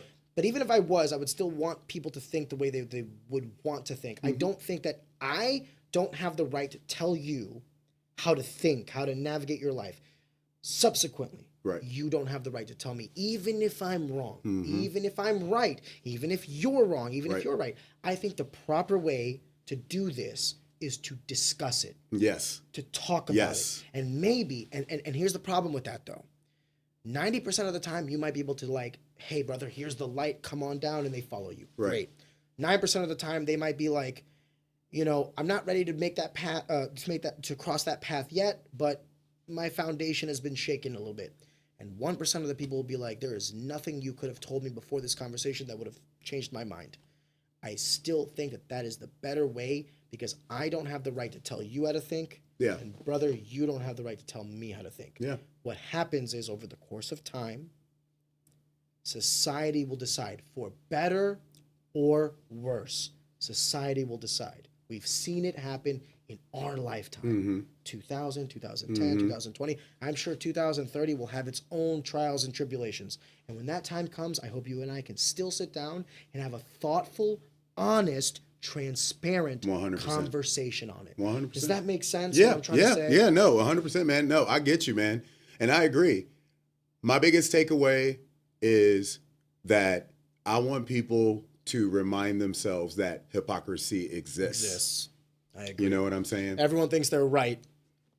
And they, You know? they might not necessarily think that they could be wrong. And that's why, you know, it's a vague and very gray word to keep using with education, but it means so much more than that because experience is also education. Wisdom and intellect are two different things. You know what I mean?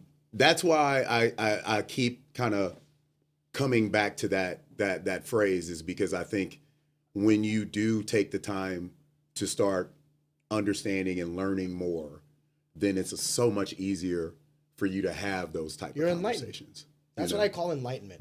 Enlightenment is not knowing everything. It's knowing that you don't know dick. Exactly, man. And then being open to information as it exactly, itself. Man. The world is so vast and so huge, and you know, as a storyteller myself, it's like you sit there and you write a short story, and you sit there and it might be funny, it might be scary, it might be sad or whatever.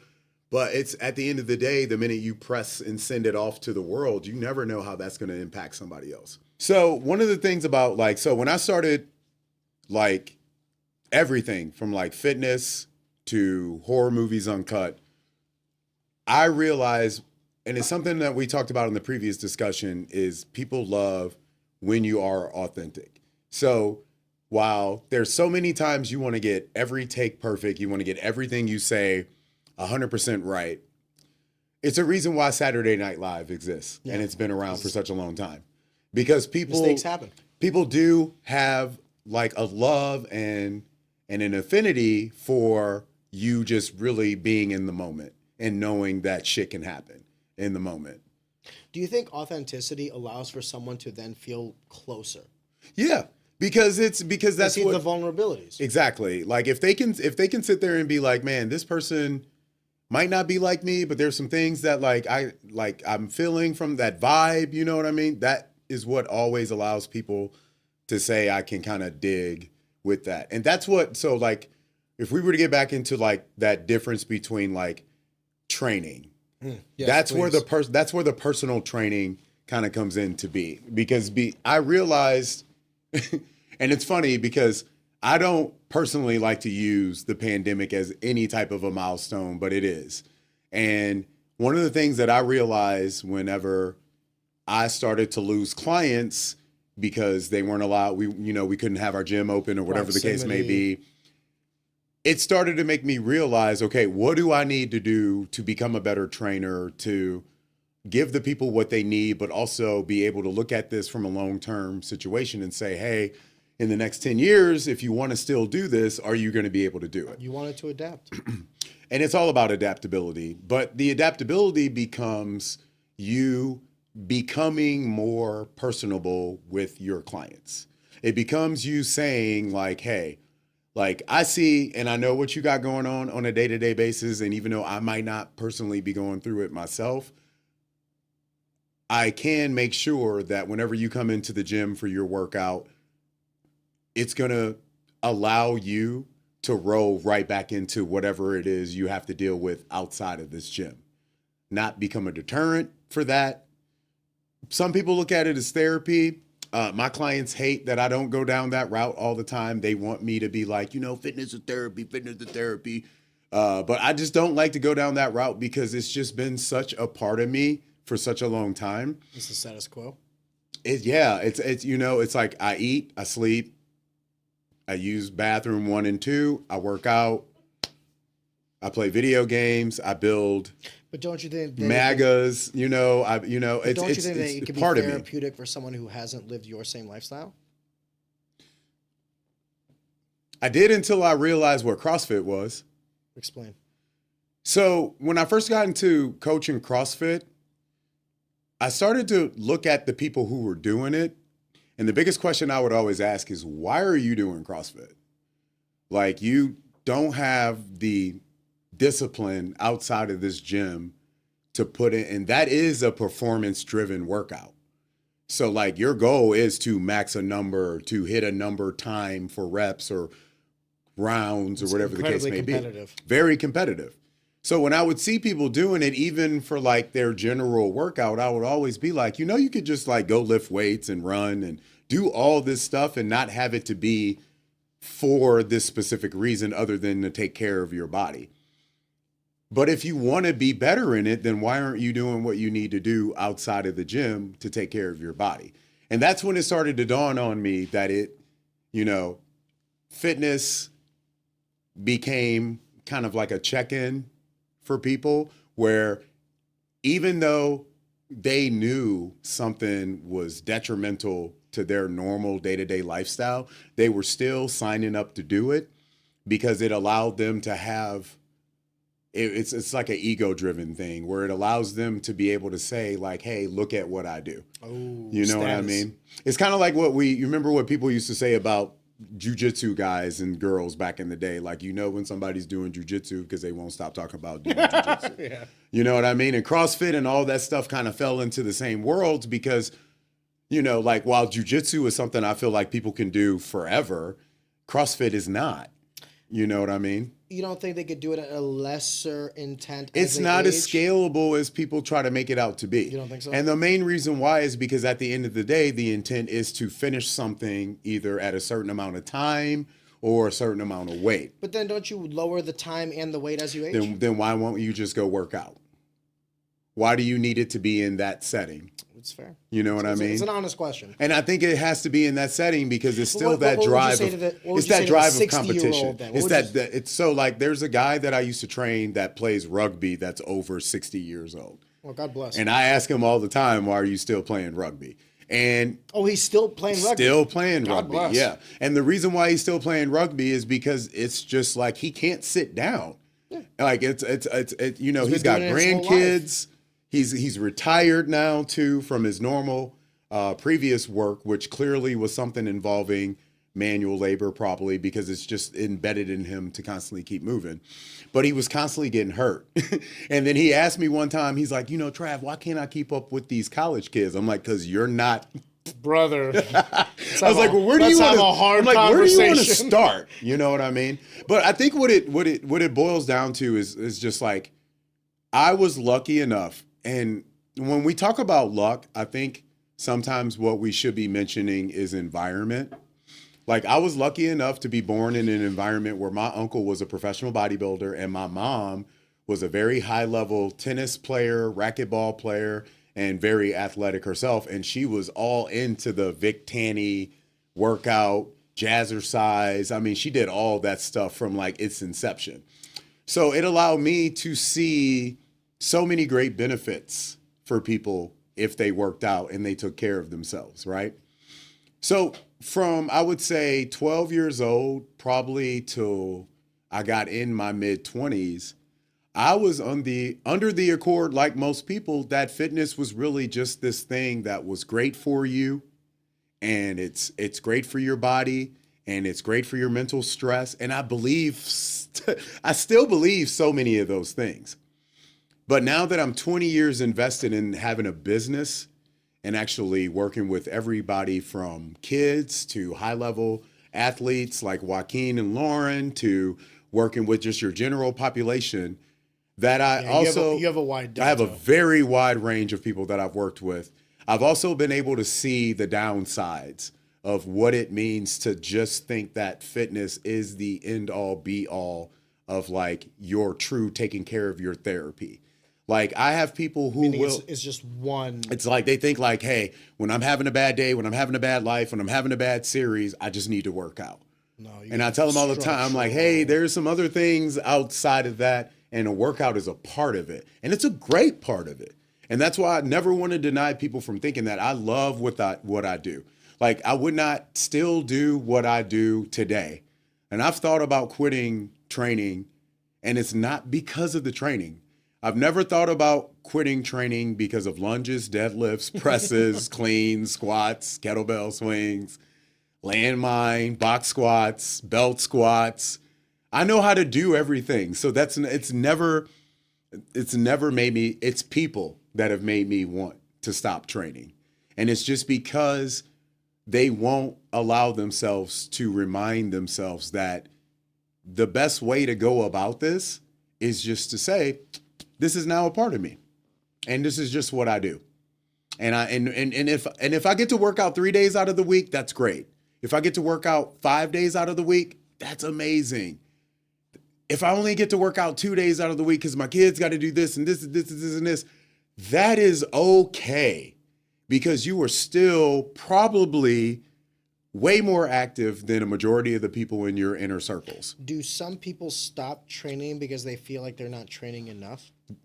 Like it's like this the circular logic of failure, meaning like, well, I'm only doing 2 days a week. That's not enough. No, so why am I doing this? I might as well quit. In regards to body composition, yes. Okay. So when they don't see the results that they think they should see, why am I doing this? What am I doing this for? This is hard. This sucks. And then like how I got into fitness. Do they not get the euphoric feeling and the benefits? Like if they're just looking at the scale or the mirror, are they not also understanding like, hey, this is a process? Not always, man. No? Because it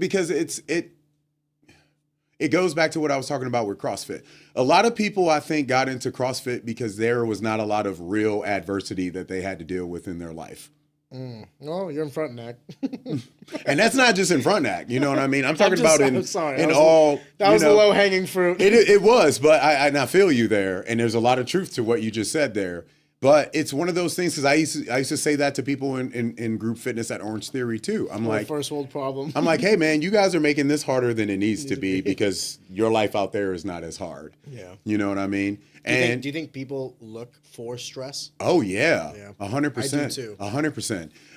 And I think it's one of those things where there's a lot of factors that might cause them to look for that stress. It might be because it's something that they feel they're lacking at home. It might be something that they feel like they've missed upon growing up in life. That they feel like they deserve stress. You know, as humans, we have this perplexity about us where there's this void sometimes that we feel like we must cater to. And I think the people who get fulfillment and enrichment out of life are the people who just say, hey, I don't need to really worry about filling that void. I just need to worry about filling my life. With as much stuff as I possibly can do, you know? But you'll have these people that have all this great stuff going on in their life, and then something like a workout is so important to them that if they don't get their workout, they go into these lulls of depression. And that's when I think, okay, now we might be kind of teetering along a line where something that should be a benefit for us is now starting to become the opposite. Yeah. You know, do you think some people are actively trying to add, forgive me. I'm going to ask this question as best I can. In the pursuit of trying to avoid that which is truly causing them trauma or distress or, whatever could be negatively connotated towards it. People sometimes try to fill their plate so that they're so busy with what's in front of them that they can't necessarily attack the attributes that are really causing them harm. Yeah, yeah. So they could say something as like, oh, well, I can only work at 5 a.m. and not 5 p.m. because this side or the other. Yeah. But they're also trying to fit in that 5 a.m. because they're up at 4 in the morning. Yeah, yeah. And instead of handling their problems, they're looking to just create a busier plate so that they can never really attain that enlightenment that we were talking about You earlier. see that a lot. You see that a lot. And I mean, and that's why, as crazy as it sounds, and people would probably lose their mind knowing that a fitness professional would say something like this. But that's why, like, working out is really not that different than, like, porn and video games. I agree. You know what I mean? It's a dopamine hit. Exactly. Do you get the same hit from both? Yeah. I do. Yeah. I do. All three. Because I participate in all three. That pump that I get. You know what I mean? Like, it's it's one of the reasons why where I'm at as a person who people can find their fitness to these days as more of I consider myself more of a mentor than a trainer. I consider myself more of an educator than a trainer these days, because my biggest thing that I'm always constantly trying to tell my clients is make sure you're finding these actual releases in your life outside of just the workout, so you can realize that all these things are just as important. Yeah. You can't balance someone who's imbalanced. No, you can't. And people and people will, unfortunately, and a lot of it has to do, once again, here's that word, education. A lot of it has to do with just people are just uninformed to know that, like, hey, if I just ran a couple days a week and lifted maybe 2 or 3 days a week, and then I engaged in some activity like a bowling league or a volleyball team or something like that. Which also has a social people are element doing, to yeah, it. people are playing pickleball. Like, I love stuff like that, because then people are realizing that it's not like what you see in the gym is not about to just answer all your questions. You're realizing that there's more to the spectrum than that. And I used to get in trouble from owners of gyms and group fitness places that I coached, because the owners would be mad that I wasn't saying the opposite. Because they looked at it from the sales standpoint of, Travis, you need to be saying you need to be in here every day. You need to work out here every day. But Don't fix the problem, Travis. Yeah, like, no, Prolong man, the don't tell these solution. people the truth, But unfortunately, none of those guys could kick my ass, so I would always. Have you ever thought about say whatever I needed opening to. up your own gym? Well, Valkyrie Fitness has been open since 2018. It's a personal training, it's boutiques training. I used to think about opening like a big box gym a long time ago, but like, I think my biggest issue was I'm athlete first in a lot of the mentalities of where I need fitness to be. So what I mean by that is, like, to me, like, here's a perfect example, I think, to say. I've had kids that I trained in high school that were high school athletes, and there was a certain rate that I charged them and their families because they were high school athletes. Those kids graduated from high school. They went to college, but they decided not to play sports or become athletes anymore. And then when they came back to work out with me during holiday seasons, they got charged the adult rate. And they wondered why they got charged the adult rate. And my answer was, you're not an athlete anymore. Yeah. And I think that's where people. Well, it's also a respect for your own time. Exactly. If you give everybody a discount, I said this to Lucas Clay because he's a plumber. Mm-hmm. If you give everybody a discount, that's not a discount anymore. No. That's your price. That's your price. Exactly. And you have to stay firm on that stuff, because Absolutely. I learned this back when I was doing music. And there was a very, very smart guy that I ran into out in LA that said one thing. He said, Travis, stop giving away your music for free, because that means your music is worth less. nothing. Yeah, because you're giving it away for free. Exactly. I agree with him 100%. He's like, I don't give a crap if you got a 4-song mixtape that you made in the basement, sell it for $5. Sell it for $10. Or a dime. Give it $1. Make some sort of hurdle do something for to something. show Yes. that what you're doing has value. A penny. And that's the stuff that I always have to like. I've had clients that have reached out to me as time goes on. They used to train with me a long time ago. They stop for whatever the reason might be. They come back later and they're like, hey, I want to train with you now. And I'm like, hey, this is my price now. And they're like, wow. And I'm like, you shouldn't say wow. You should say that's fucking awesome. Because what that means is from the time that I was with you before to where I am now, I just didn't raise my price because of inflation or anything like that. My prices are raised because I am still educating myself. You're getting better. I'm still getting more skills. The product is improving. The tools are improving. Everything is improving for you to be able to be your best self whenever we're working together. How hard is it to place that price, though? Because let me present to you a different context. So hard. Jake Roberts, he's a coach at St. Charles MMA, and he does privates as well, but for MMA fighters. And we were talking on and off the record about what he charges per hour. And I always told Jake, I was like, listen, the idea, first of all, the idea of a static price to me makes no sense. Because how are you going to charge the 10-year-old and the 60-year-old the same price for anything? Right. When you go to a car dealership, is every car right. the same right. price? If I want a new Toyota Supra, it is not about to be the same price as the Camry SE that's on the parking lot. It's a lot easier to connotate to a tangible asset as a car. For sure. Because you could objectively view it. For sure. Harder for something untangible like personal training or insurance or what have you that you can't physically touch or see.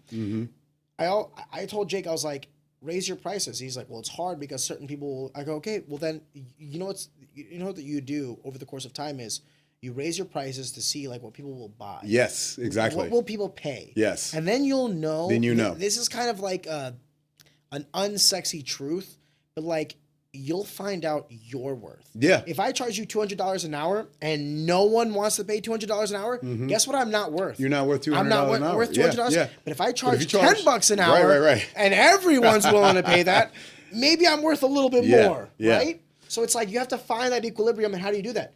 Trial, error, time. There's a expansive knowledge. Yeah, it's that's where you talk to guys.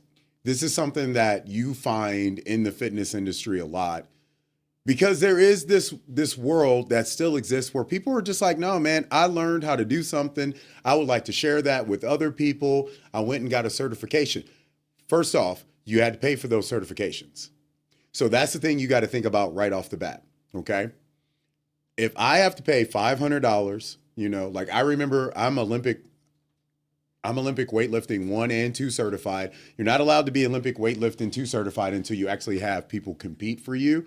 But regardless, that's $2,000 just on the certifications. Just for the license. Just to show up and take the class for something that I already kind of knew how to do. Yeah. Okay.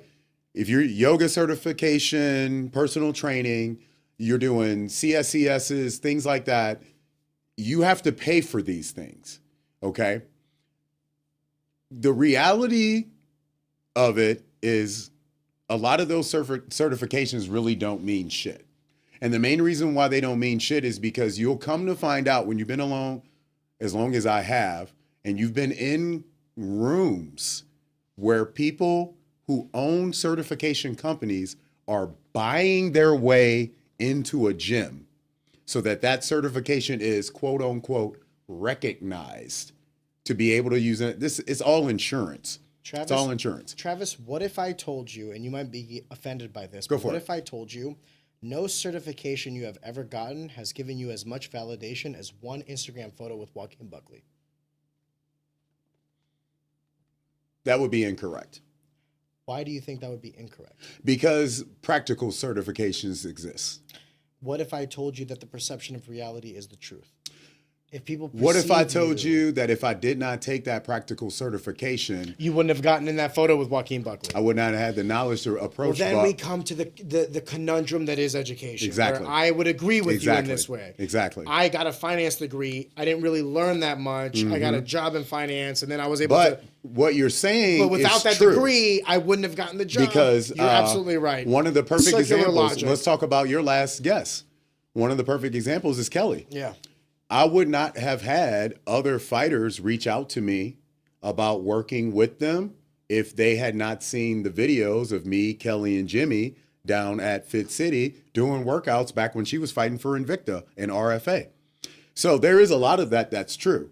But what got me in the Was door, the credentials. You're not and wrong. it's not even really the credentials, because that still falls into the world of like, hey, what, like, you'll see, and I know Adrian's probably, I think you went after some certification stuff before, right? Like to be a personal trainer.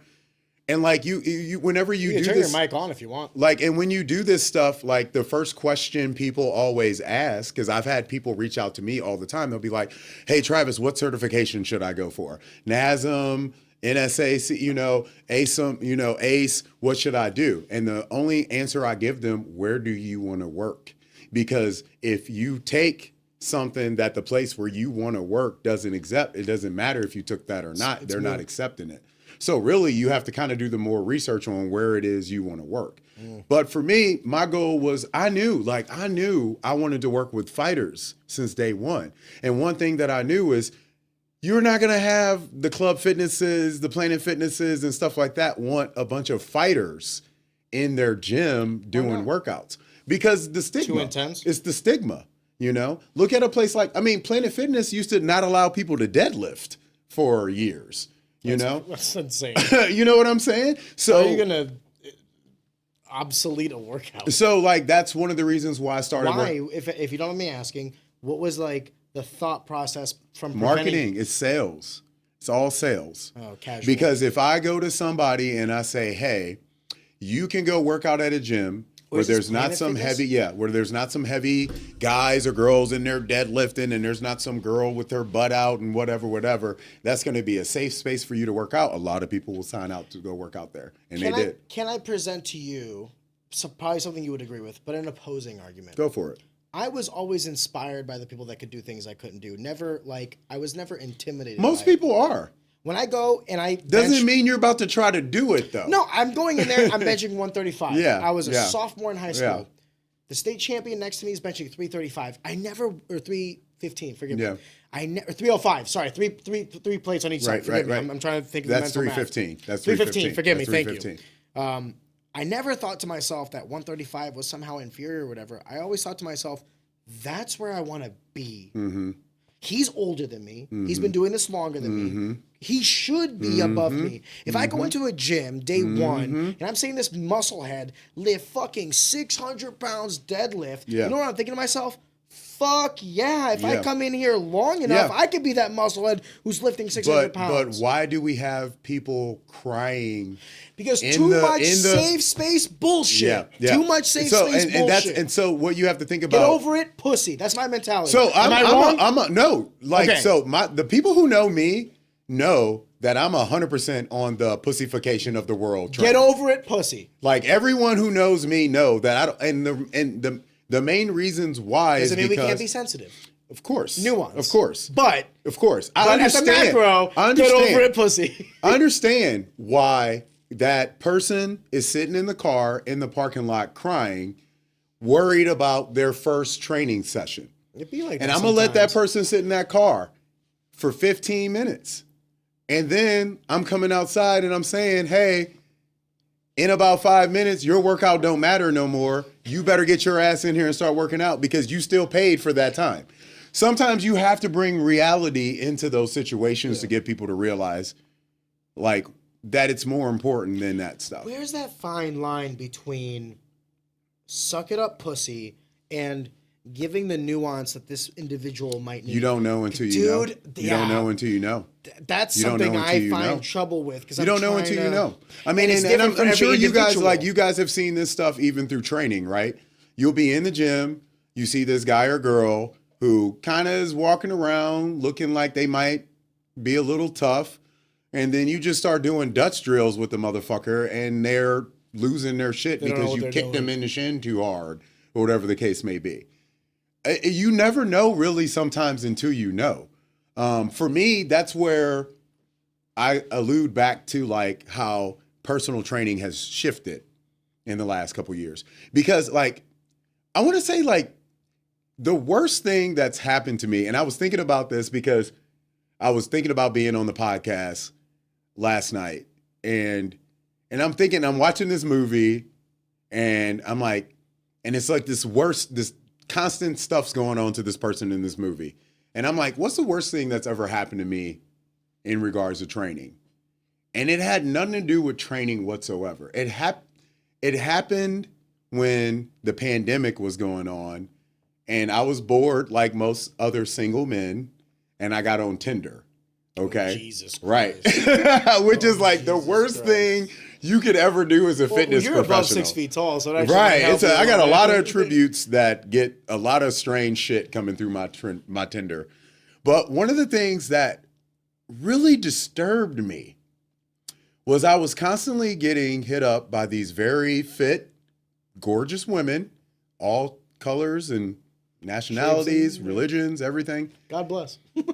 But there was this consistent thing where they would always be like, you know, hey, are you like, do you yell at your, call your clients fatties? And do you, are you like one of those?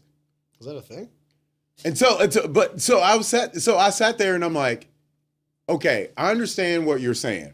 Like, you want to know if I'm a balls to the wall, hard ass trainer, but there's a different way of asking that question. And the reason why they're asking that question is because that's the mentality that still exists in so many people that like, hey, this workout life that I have to have, it's got to be hard. And it's got to be, So my response always would be back to these women would be like, is that what your trainer does to you? And they would always be like, oh my God, how do you know that I have a trainer? And I'm like, because you wouldn't look the way you did if you didn't have one. Travis, I'm going to be completely honest with you. My Tinder experience was completely different. But for me, I think the craziest thing about it though was I was sitting there and I'm like, wow, man, like you almost want me to be this like I even had clients before be like, I'll never forget my son and I went to Mizzou for a football game one Saturday, and 3 people that were in my Orange Theory classes who clearly had been up there all weekend partying and kicking it, they were eating some nachos, killing a couple beers. They ran from me. They ran out of the stadium. Because they didn't want you to see them. Because they didn't want me to see them. I've had people do that to me at Blues games, Cardinals games, and even when SC came, even when the soccer team came. They vision you as that discipline. I tell them all the time, I'm like, hey, bro, I'm about to go get a drink right now. I'm like, do you want me to pick you up something? Do you subscribe to work hard, play hard? What is your prescription? Get some fucking sleep. Really? That's it. That's it? Yeah. So what if I tell you I'm gonna go on a bender for 10 hours and get 10 hours of sleep? And then you're gonna be hours? fucking fine. Yeah. After that 10 hours of sleep. I fucking agree. But you better get that fucking 10 hours of sleep. I fucking agree. God, you do anything less than that, that's your ass. I mean, agree. people want it to be so much more. No, they want it. They want it to be so much more. They want to party till 2 a.m. and they wake up for 5 a.m. Sunday fun day, and it's like, yeah, you're gonna feel like shit. It doesn't work that way, man. It doesn't work that way. Recovery is a part of it. You gotta recover, man. Go on your bender if you're gonna work hard. You can. Like I tell people all the time, like you can, whatever your vice is, man, as long as you're not out doing something bad to other people, man, enjoy it as much as you possibly can, but recognize your limits and that consequences will show up if you do not. As you age, those limits the more increase. they raise, the risk raise. And that's the sad part. Like today, perfect example today, 2 soccer games that I was watching this morning got interrupted because people were having cardiac arrests in the stadium. What? Yeah, man. It's been so common. You watch these games. I have this. It's so sad for me to even say something like this, but I have a couple kids that I train that play like junior blues, and they play on other teams, like very prominent hockey teams here in St. Louis. Select higher level. They were all on a trip right before the holidays, and one of the dads died in a hotel room on the trip, like of a heart attack. And I mean, and to me, How old? 54 years old. Like, bruh, that's a lot of life left, man. Yeah, but my mother died at 40, so like maybe I'm a little bit People are living longer though now. I fully acknowledge that I am the wrong person to have this discussion with. Yeah. Because I've seen bad shit happen to young people. When I hear 54, I'm like, oh, full life. One of my friends growing up lost his mother and father in high school. Oh, so he's They like, were in their everything above 30s. 18 is great. You know what I'm saying? So I totally understand what it means when somebody's lost somebody early But 54 in life. is a below. But 54 the is still a average very life. Yes. young time. But I think what I'm really saying though is you have to start asking yourself what's important. Like when we just had that recent fight down in Tampa for Joaquin fighting Kobe Covington. When you get on an airplane on a Tuesday morning, 9:30 in the morning, and you see 7 groups of kids between the age of 11 to high school and all their parents flying to Tampa for a baseball tournament or a hockey tournament or something like that.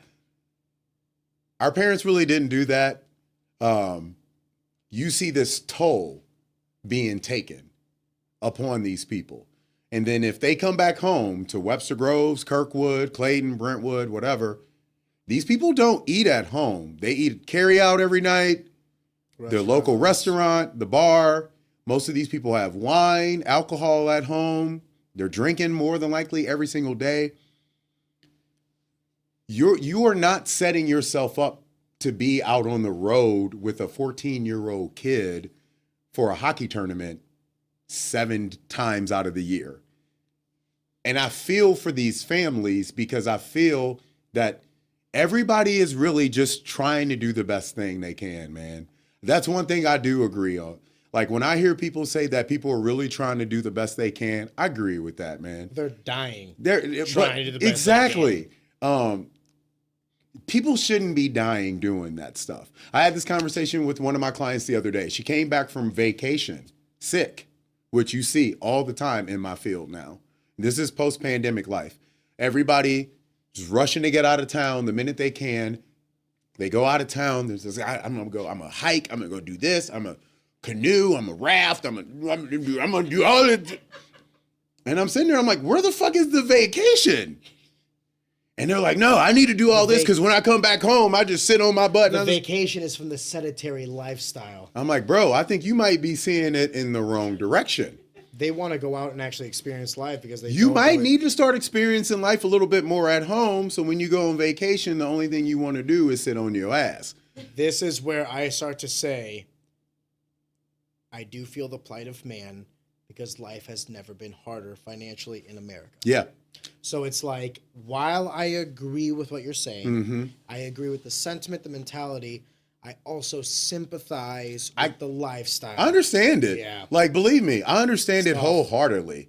Like I tell, but the thing is why do they eat out? But because they're busy working. They're not at home. My problem is I get paid to be the person that has to remind them about the reality. The reality. Okay. I have to say, like, hey, I know you want to lose that 10 pounds, but if you guys are eating Katie's Pizza 2 times a week, it's not going to happen. Shout out Katie's Pizza. Shout out Katie. I love Katie. You know what I mean? It's not going to happen. It's not going to happen. Yeah. You know? And I think that's the reality that becomes of what I said earlier. Like, it used to be, you would have somebody come to you and they'd be like, man, you know, every time I deadlift, my back hurts. Like, can you teach me better form? You would have people that would say, hey, you know, I see other people squatting and they can actually put some weight on. And for some reason, I can't. And you would teach them like how you probably need to warm up your hips and stretch out your ankles and calves a lot more. And you could probably squat a lot better. That is what personal training used to be about. Now you are really just kind of making sure people are able to just keep coming through the door, loving what they're doing. Was that a shift that has happened in your lifetime, meaning from when you started to now? Yeah. Or is that a shift that happened like, forgive me, because we're older. Yeah. We're not that old, Yeah, right? yeah. So it's like, was that something that you heard from the previous generation that you see the difference in? Or like I said earlier, was that something that like from when you started to now, you've been the first hand experience recipient Yeah. of this shift? Yeah. I think it is our generation that shift has That happened, fast. you know? It's that shift What, 20 between years, me, you said? Gen X, and millennial generation. But you said roughly 20 years, About right? 20 years, About 15 years. to 20 years, you started to That's see one that. generation. That's Exactly. one generation. And that's primarily because, like I said, when I first got introduced to fitness, it was through my mom and my uncle. And that was the 80s and where you were coming off the 70s where it was pump. It was no pain, no gain. It was, you know, Venice Beach. It was all these things that were like, hey, Mass if monsters. you're in fitness, you're in this because that's your lifestyle. That's what you do. And then it became this shift where the general population was like, well, we need to get in shape too. And that's when group fitness splurged. But the problem is similar to some of the conversations that we talked about earlier with conformity, when groups serve two reasons. They can be great for a lot of stuff and they can be terrible for a lot of stuff. Where I saw the downside on where groups could be bad for fitness is it allowed people to say, hey, like if I'm going at this, then that's all I ever need to do. Like it scared me. Like when I became a coach for Orange Theory, I'd already been personal training for like 7 years. I'd already been Olympic weightlifting training kids and grown people. And so personal training I already had been doing. But when I got to group fitness, that was a new thing to me because I actually kind of despised group fitness because it just was not in my world. How big was the group, just for context? Like Oh my 10, God. 20, 30, 40? 40, 50, Oh, 63. that's a big fucking group, dude. I mean, like, That's like a building. you know, when you do something like Orange Theory, you're catering to 3 different workouts almost at one time. It's impossible to do it properly. You got people on the treadmill, you got people on the rowing machine, you got people on the weightlifting floor. Too much of a delta. And the crazy thing is when that workout first started, it used to be 2 coaches doing that workout. Makes and more then sense. eventually, it eventually became 1 coach. Well, can I elaborate why I say Yeah. that's impossible? Because you have too much of a delta. If you have 40 people in a room, half the people from what your workout are going to be like, this is too hard. The other half are going to be like, this is fucking easy. You can't buy in. It's so hard to get them. cater it a little bit more niche. Yep. The more narrow you get down to one, the more niche you can get. Yeah. The more niche you can get, the better not product, but the better outcome of the product you'll receive. Yeah. I agree with what you're saying. Everybody in MMA comes in for like the traditional MMA starter class.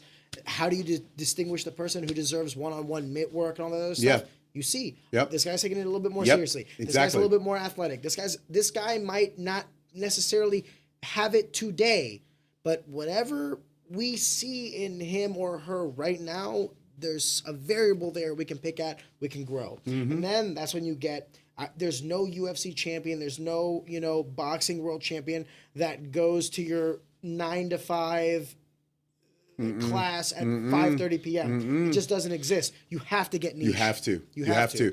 I mean, it's one of the things that we like when I first started, back when I became a CrossFit coach, which I did just to get myself in the door of my own facilities because it was just so hard.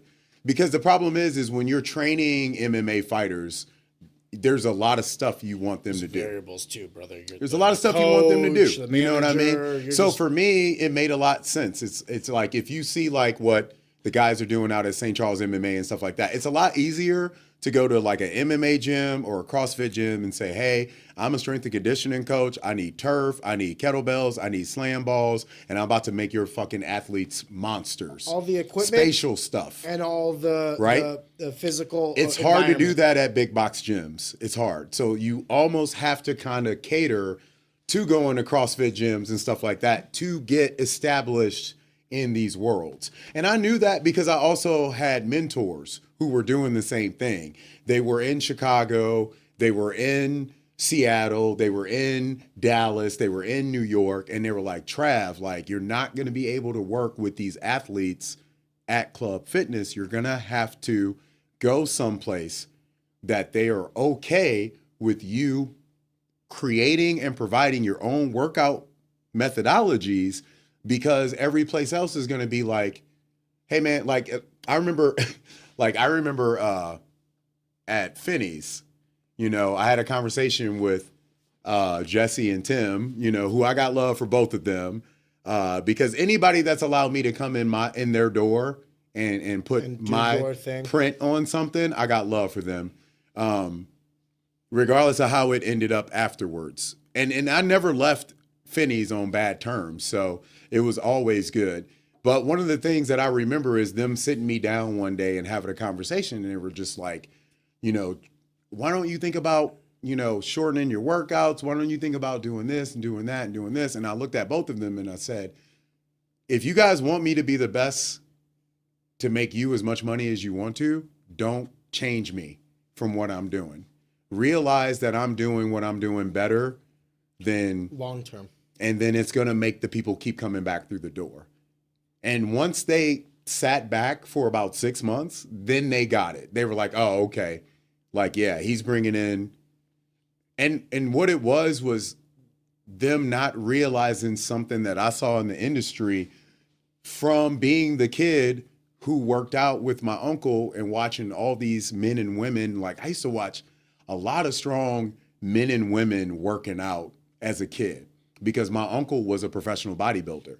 And the thing that I got was when they came in that gym, man, that was home. You know what I mean? That's why they were in there. It was their sanctuary. Exactly. So I was like, if we're not creating these type of landscapes, it's going to be hard to keep people really invested on whatever our methodology is. And that was the thing that I understood about why people got into group fitness as fast as they did, is because it created that environment right off the bat. It also allows for people whenever they have inadequacies to hide. That ended up being my downfall, the hiding. Like, because I told people all the time that what they needed to realize is when you're doing something like group fitness, I even say this to the fighters. I used to tell Max this all the time. Because exactly. Because you know how Max has always been so hard on himself if he makes a mistake. I would tell him all the time, when you're training, you're allowed to fuck up, man. That's what we're training for. I was like, when you're in the cage, when you guys get in the cage, that's closed. Now we got to execute. Yeah, but even in a fight, you're going to mess up. You're still going to mess up.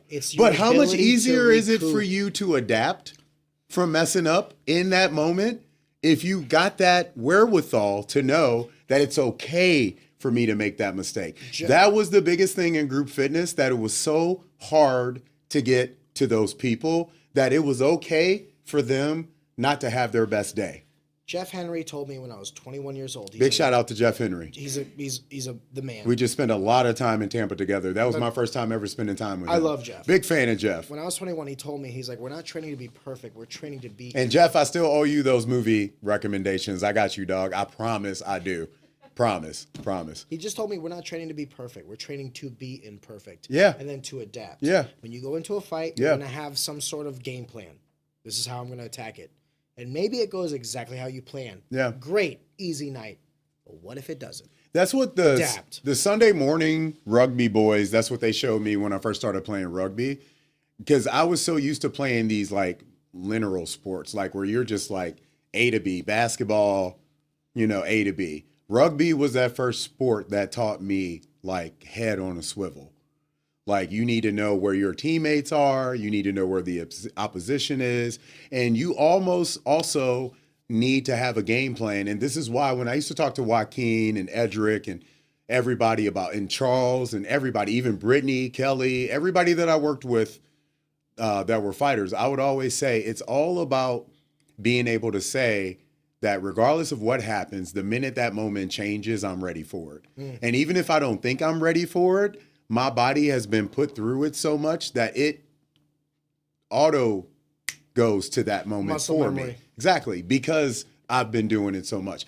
So that's why, like, I've always been, my client, one of my clients yesterday, she's just like, Travis, she's like, why do you make us think so much when we work out? And I'm like, because it's to remind you that if you're not thinking while you're working out, so many people are like, I just want to work out. I don't want to think. I used to hear that all the time.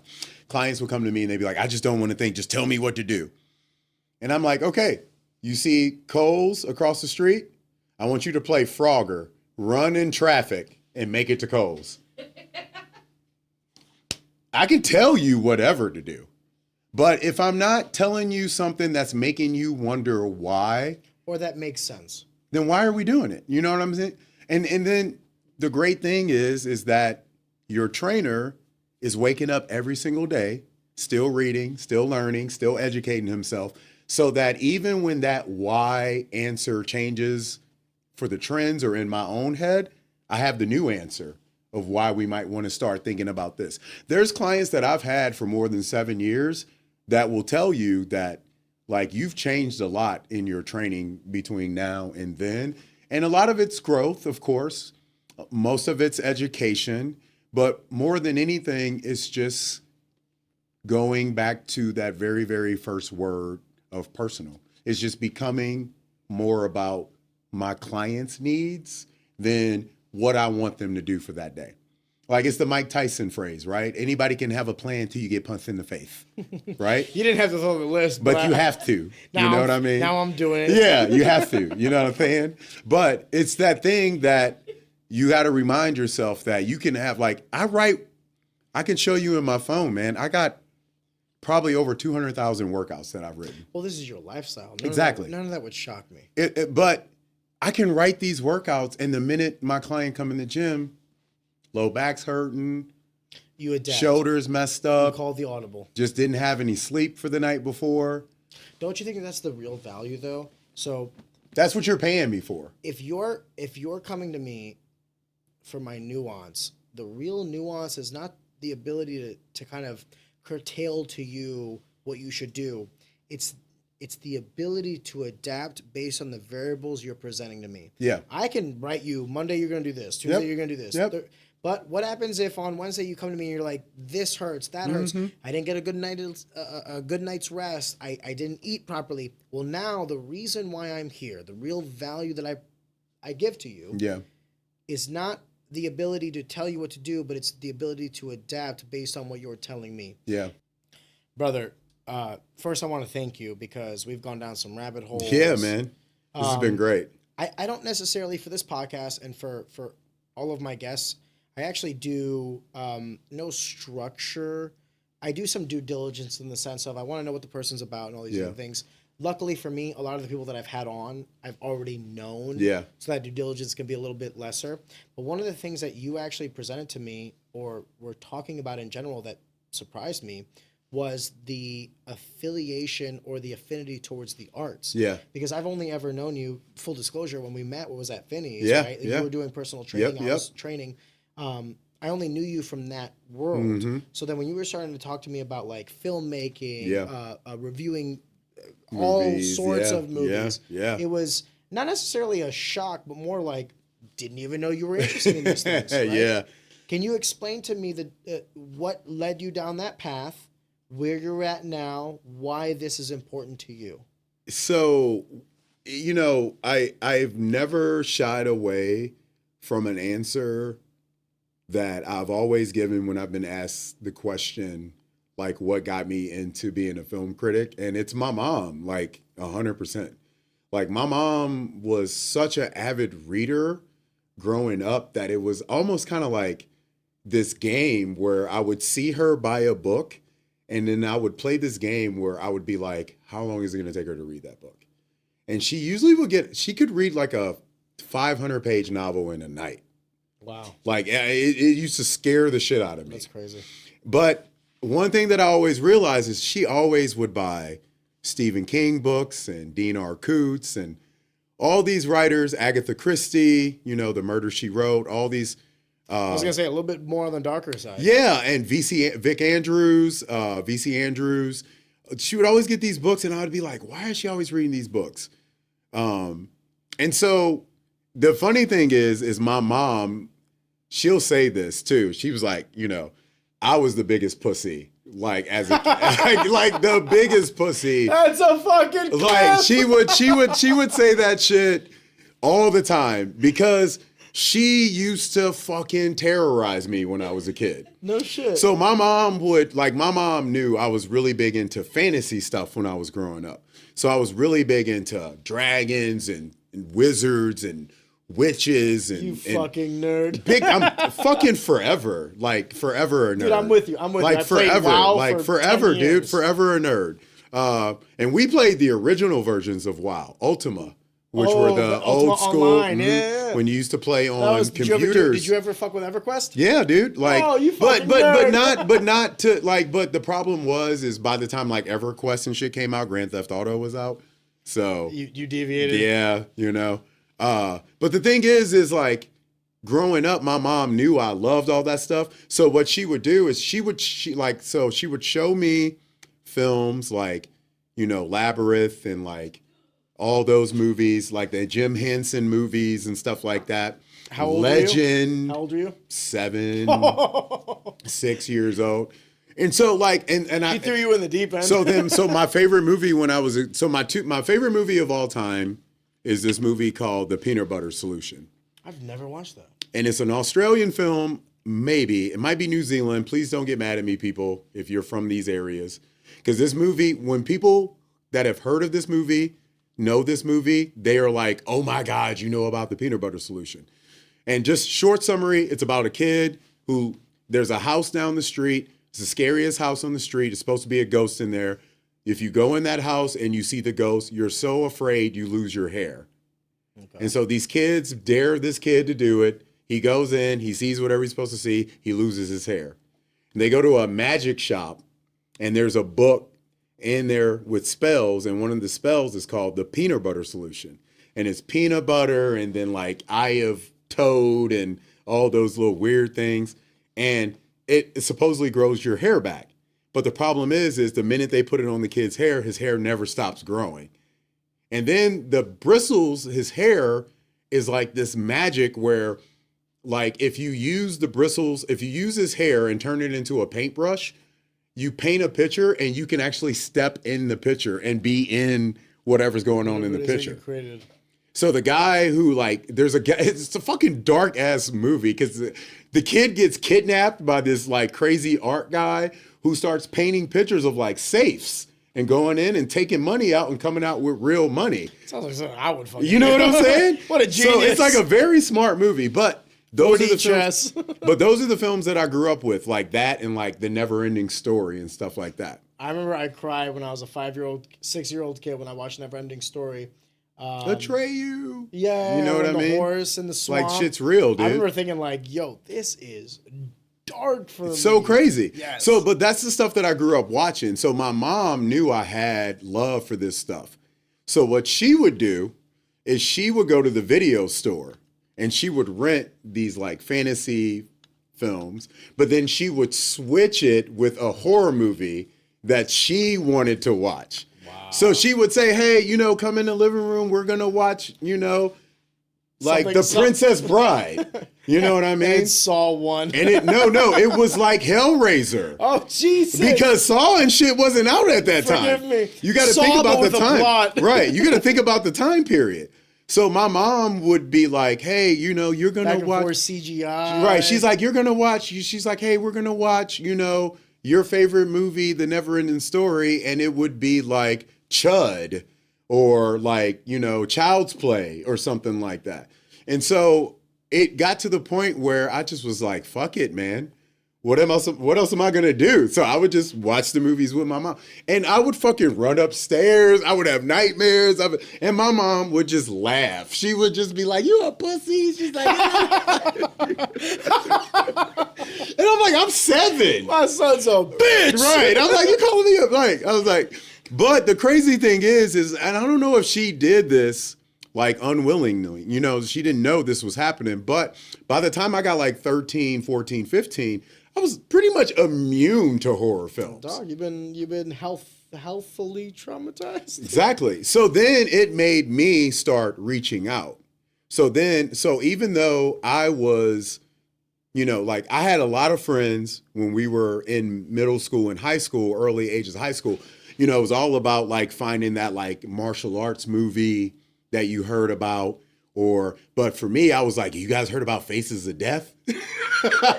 You know? And they're like, no, we haven't. Like, what are you talking about? I'm like, there's this movie where this guy is attached to a horse and it gets ripped in half. I'm like, you guys got to watch it. And my friends were like, yo, you're on some other stuff. So when I got older, I started just watching like Italian, I still have an affinity for Asian horror. J-Virus horror is still like my favorite. That's where like The Ring and Grudge and all that stuff came from. Oh, really? Yeah.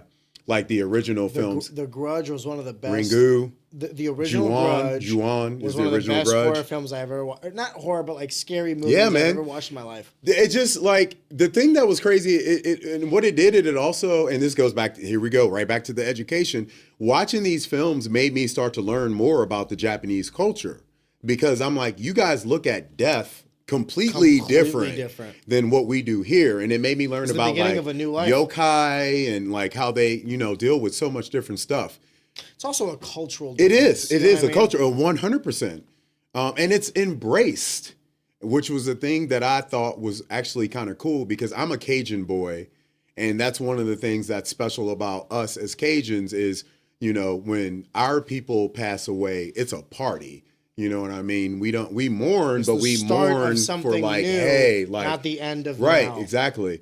And so like you think that's the better way to look at it? 100%, man, too. Forever, dude. Yes, forever. Yes. And because I think we are unfortunately, and we're not going to sidebar into this because this would be forgive me. It'll be another 30-minute conversation. But I think we are infatuated with death too much in this society. Like where we have too many people that are like, oh, well, such and such died, and now I can't have my life no more.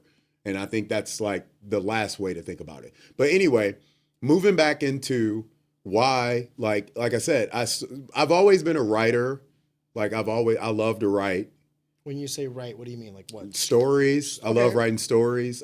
Poems. I used to write a lot of poems growing up as a kid. And then eventually I became a musician. And I became a front man. I was a hip hop artist, lead singer of a heavy metal band. That's what you strike me as, a heavy oh, dude, I love band. heavy metal. Like people that know me know that while hip hop, I have it in my heart, my body and soul is heavy metal. I guess this is what I'm trying to articulate in a question is like, you seem like someone who's kind of like the quote unquote jock, yet within you. I was a nerd though. Yeah. Yeah, and a lot of it had to do with like the world that we're all surrounded by right now, which is fighting.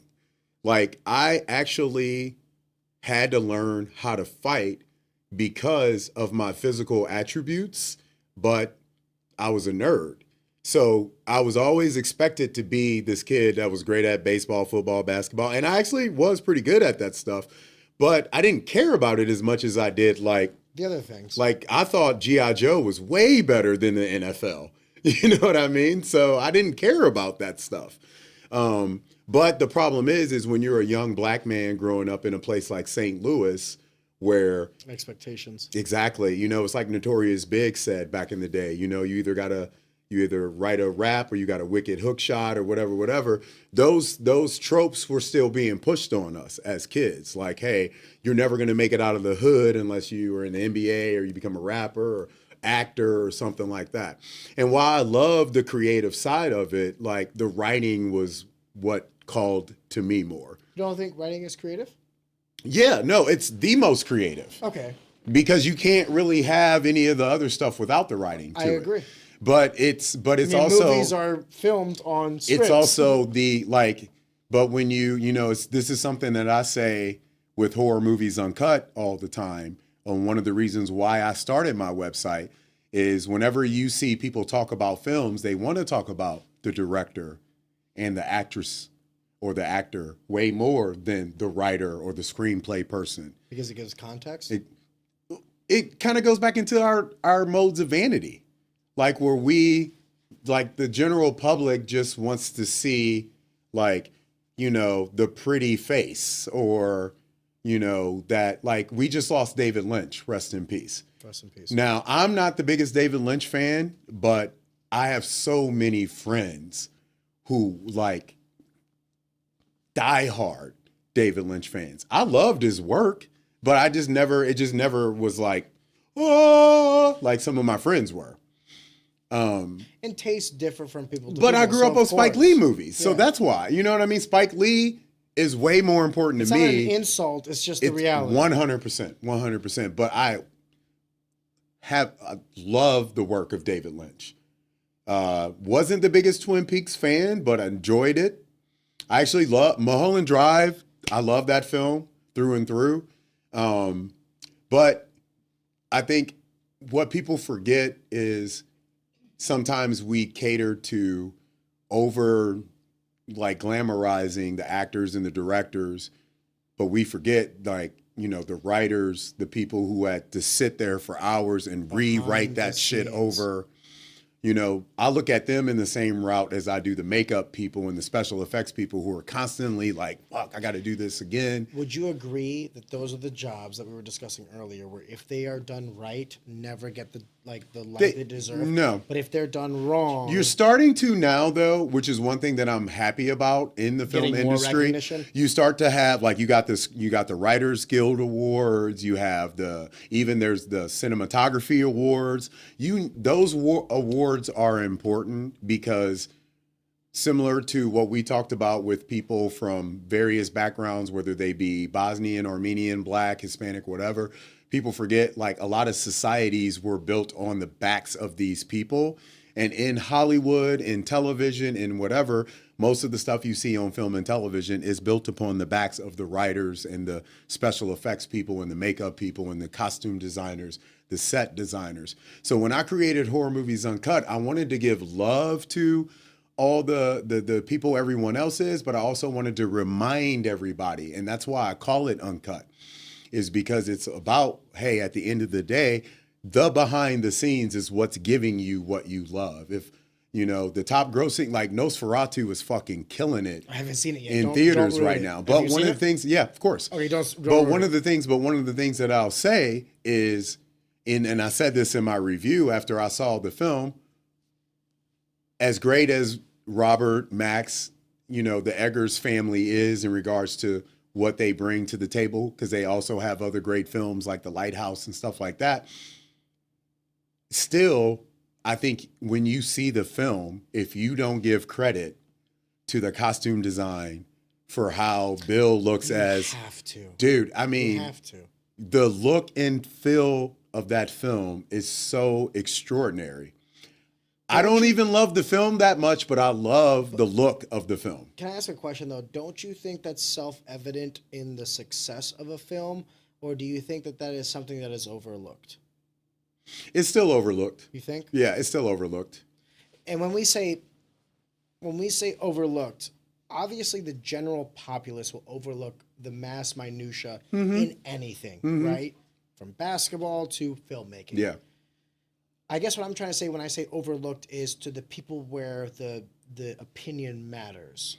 Do you think it's still overlooked in the world of cinematography, in the world of theater, in the world of Yes, writing? yes, it is. And the Yes. main reason why is because it still kind of talks to like that's, you know, if you were to look at it, it's still like that's the blue collar side of the industry. Really? You There's know a what I mean? separation? Yeah, it's still a You're lot talking of about that. the actors yeah, being like yeah. white collar. And the crazy thing is, you have so many But you filmmakers, can't- actors, but you and can't actresses do that it without both.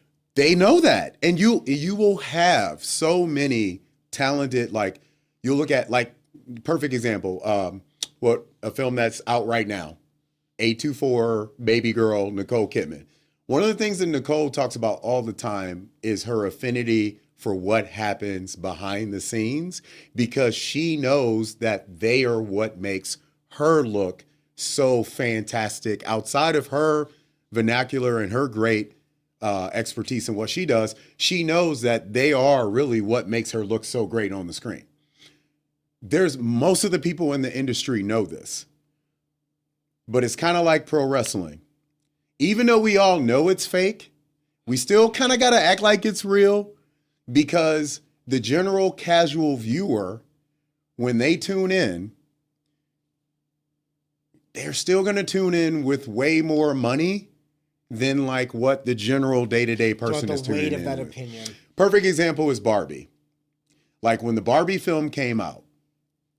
You have people who had not seen a movie in years. You had people who hadn't been in a movie since the pandemic. Since 2020, yeah. That went and saw Barbie.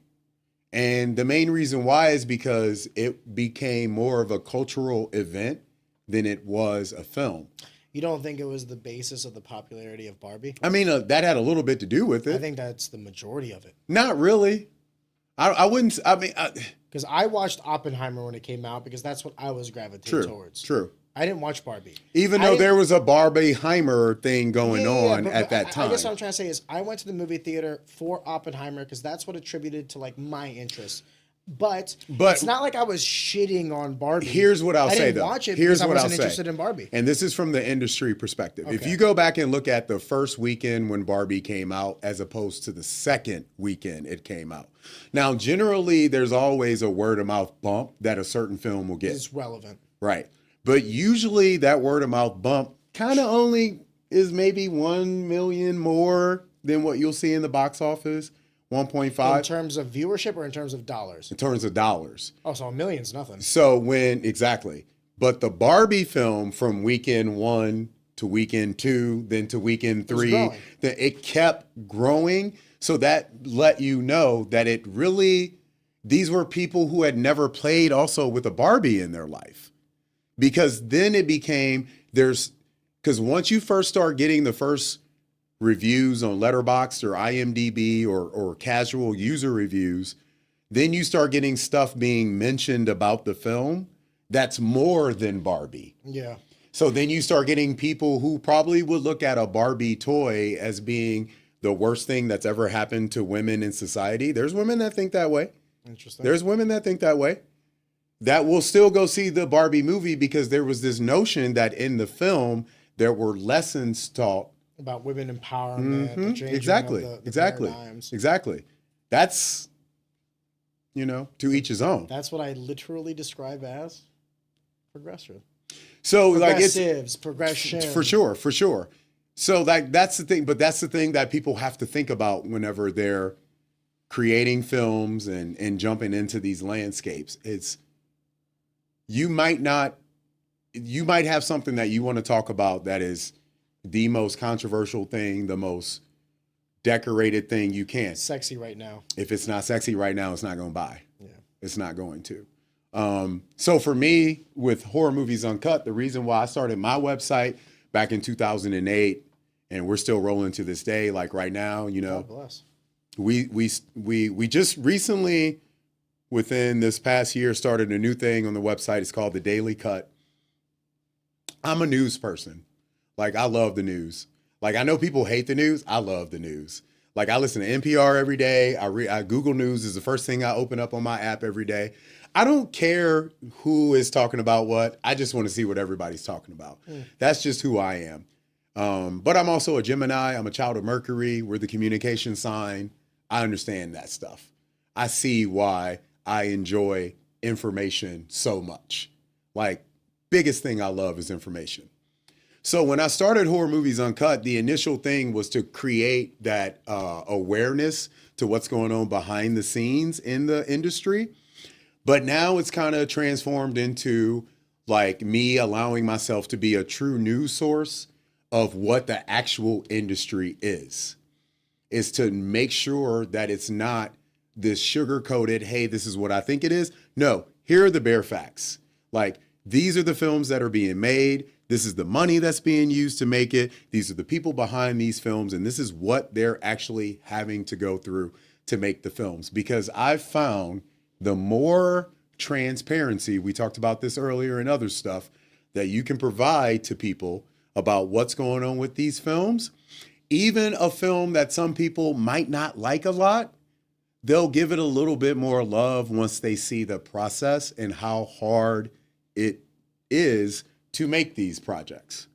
Or to make them give it a little bit more nuance to the hurdles. And like if something is bad, quote unquote, to their standards, but then they can understand why it is bad. Or if something is good, they can amplify why it's good. I'll give you, before we end, because I know you're a little rush on time. Yes. One of my favorite movies of all time is actually The Gladiator. Okay. And that was the very Did you first see the second Gladiator? I haven't yet. Okay. With Denzel. Denzel Washington and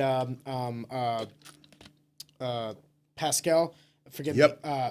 But the original one with Russell Crowe, Joaquin Phoenix. Joaquin Phoenix at the time was like the most, you know, the biggest budget film he had ever been on at the time, and he was like really feeling the moment. And this was like an interview that I just happened on, but it was like such a beautiful thought of like when you were talking about all the people behind the scenes that that can amplify what you see on the scenes. Because what I see on the scenes is the original Gladiator was one of the best movies I had ever watched. But Joaquin Phoenix was talking about his very first scene when he's like, you know, doing it with his father because they're doing it in chronological order. And for the first hour, he's like fucking up his lines. He's overacting. He's underacting. He's like intimidated by the moment.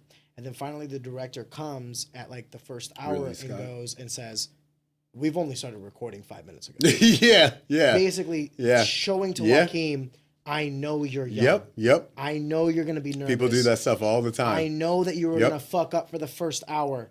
Okay, now that you got the jitters out of the way, can we start working? I think one of the greatest conversations I had was over a couple glasses of scotch, actually, with Eduardo Sanchez, the creator of the Blair Witch Project. Wow.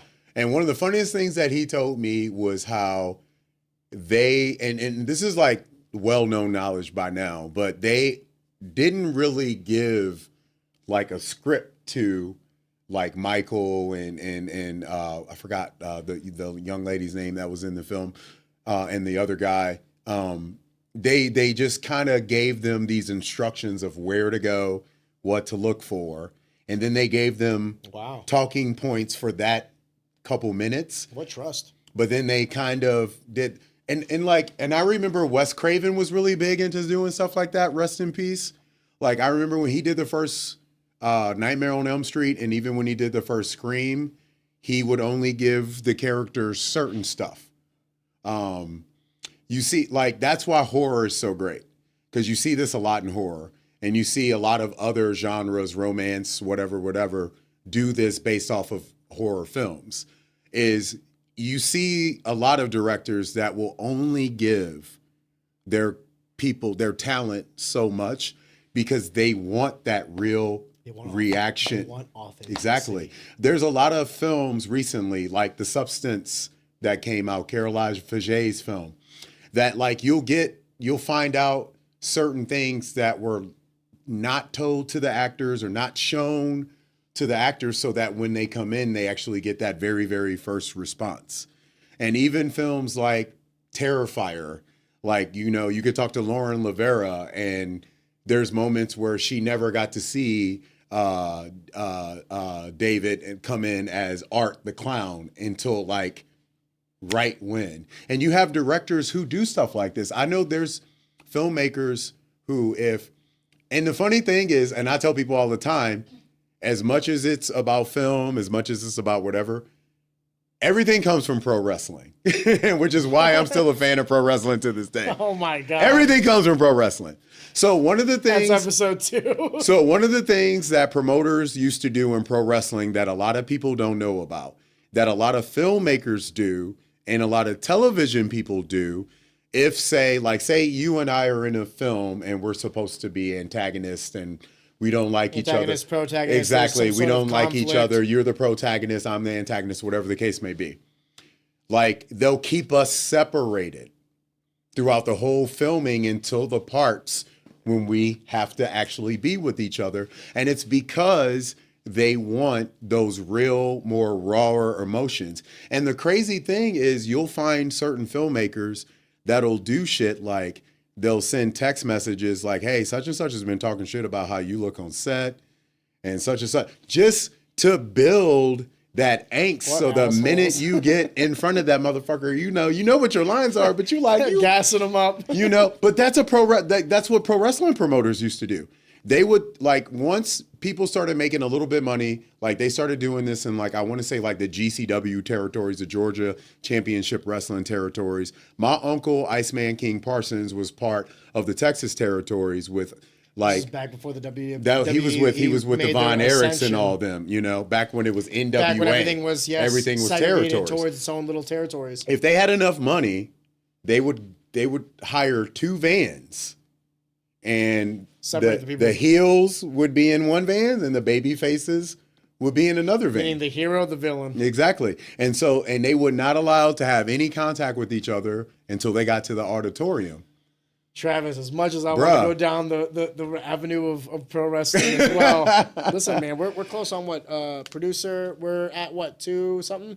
2 hours, 50 minutes. 2 hours and 50 minutes, man. Yeah. So, like, that's the thing. Like, in films, in fitness, the way that I'm able to, like, bridge both of them together is I know, like, the truly authentic self out of both fitness and in the creative arts comes from people just allowing to know that they have reservations, to know that they have, you know, limitations, to know that they have things, to know that they're not perfect, but be okay with saying, I'm all right with making a mistake, but I know that mistake has the intention of making me better the next day. And I feel like in both the worlds of fitness and the creative arts, that's one similarity that you can find in both of them. If you have passion for a craft, the authenticity will come through. Forgive me.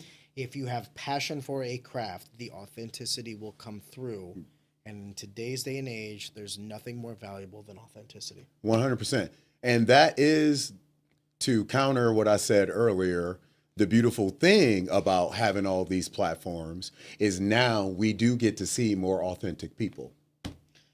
I think you agree with me more than you know. Travis, episode 69, brother. Great. Appreciate you, my man. Thank awesome. you. Awesome Thank you. conversation. Love it. Anytime, man.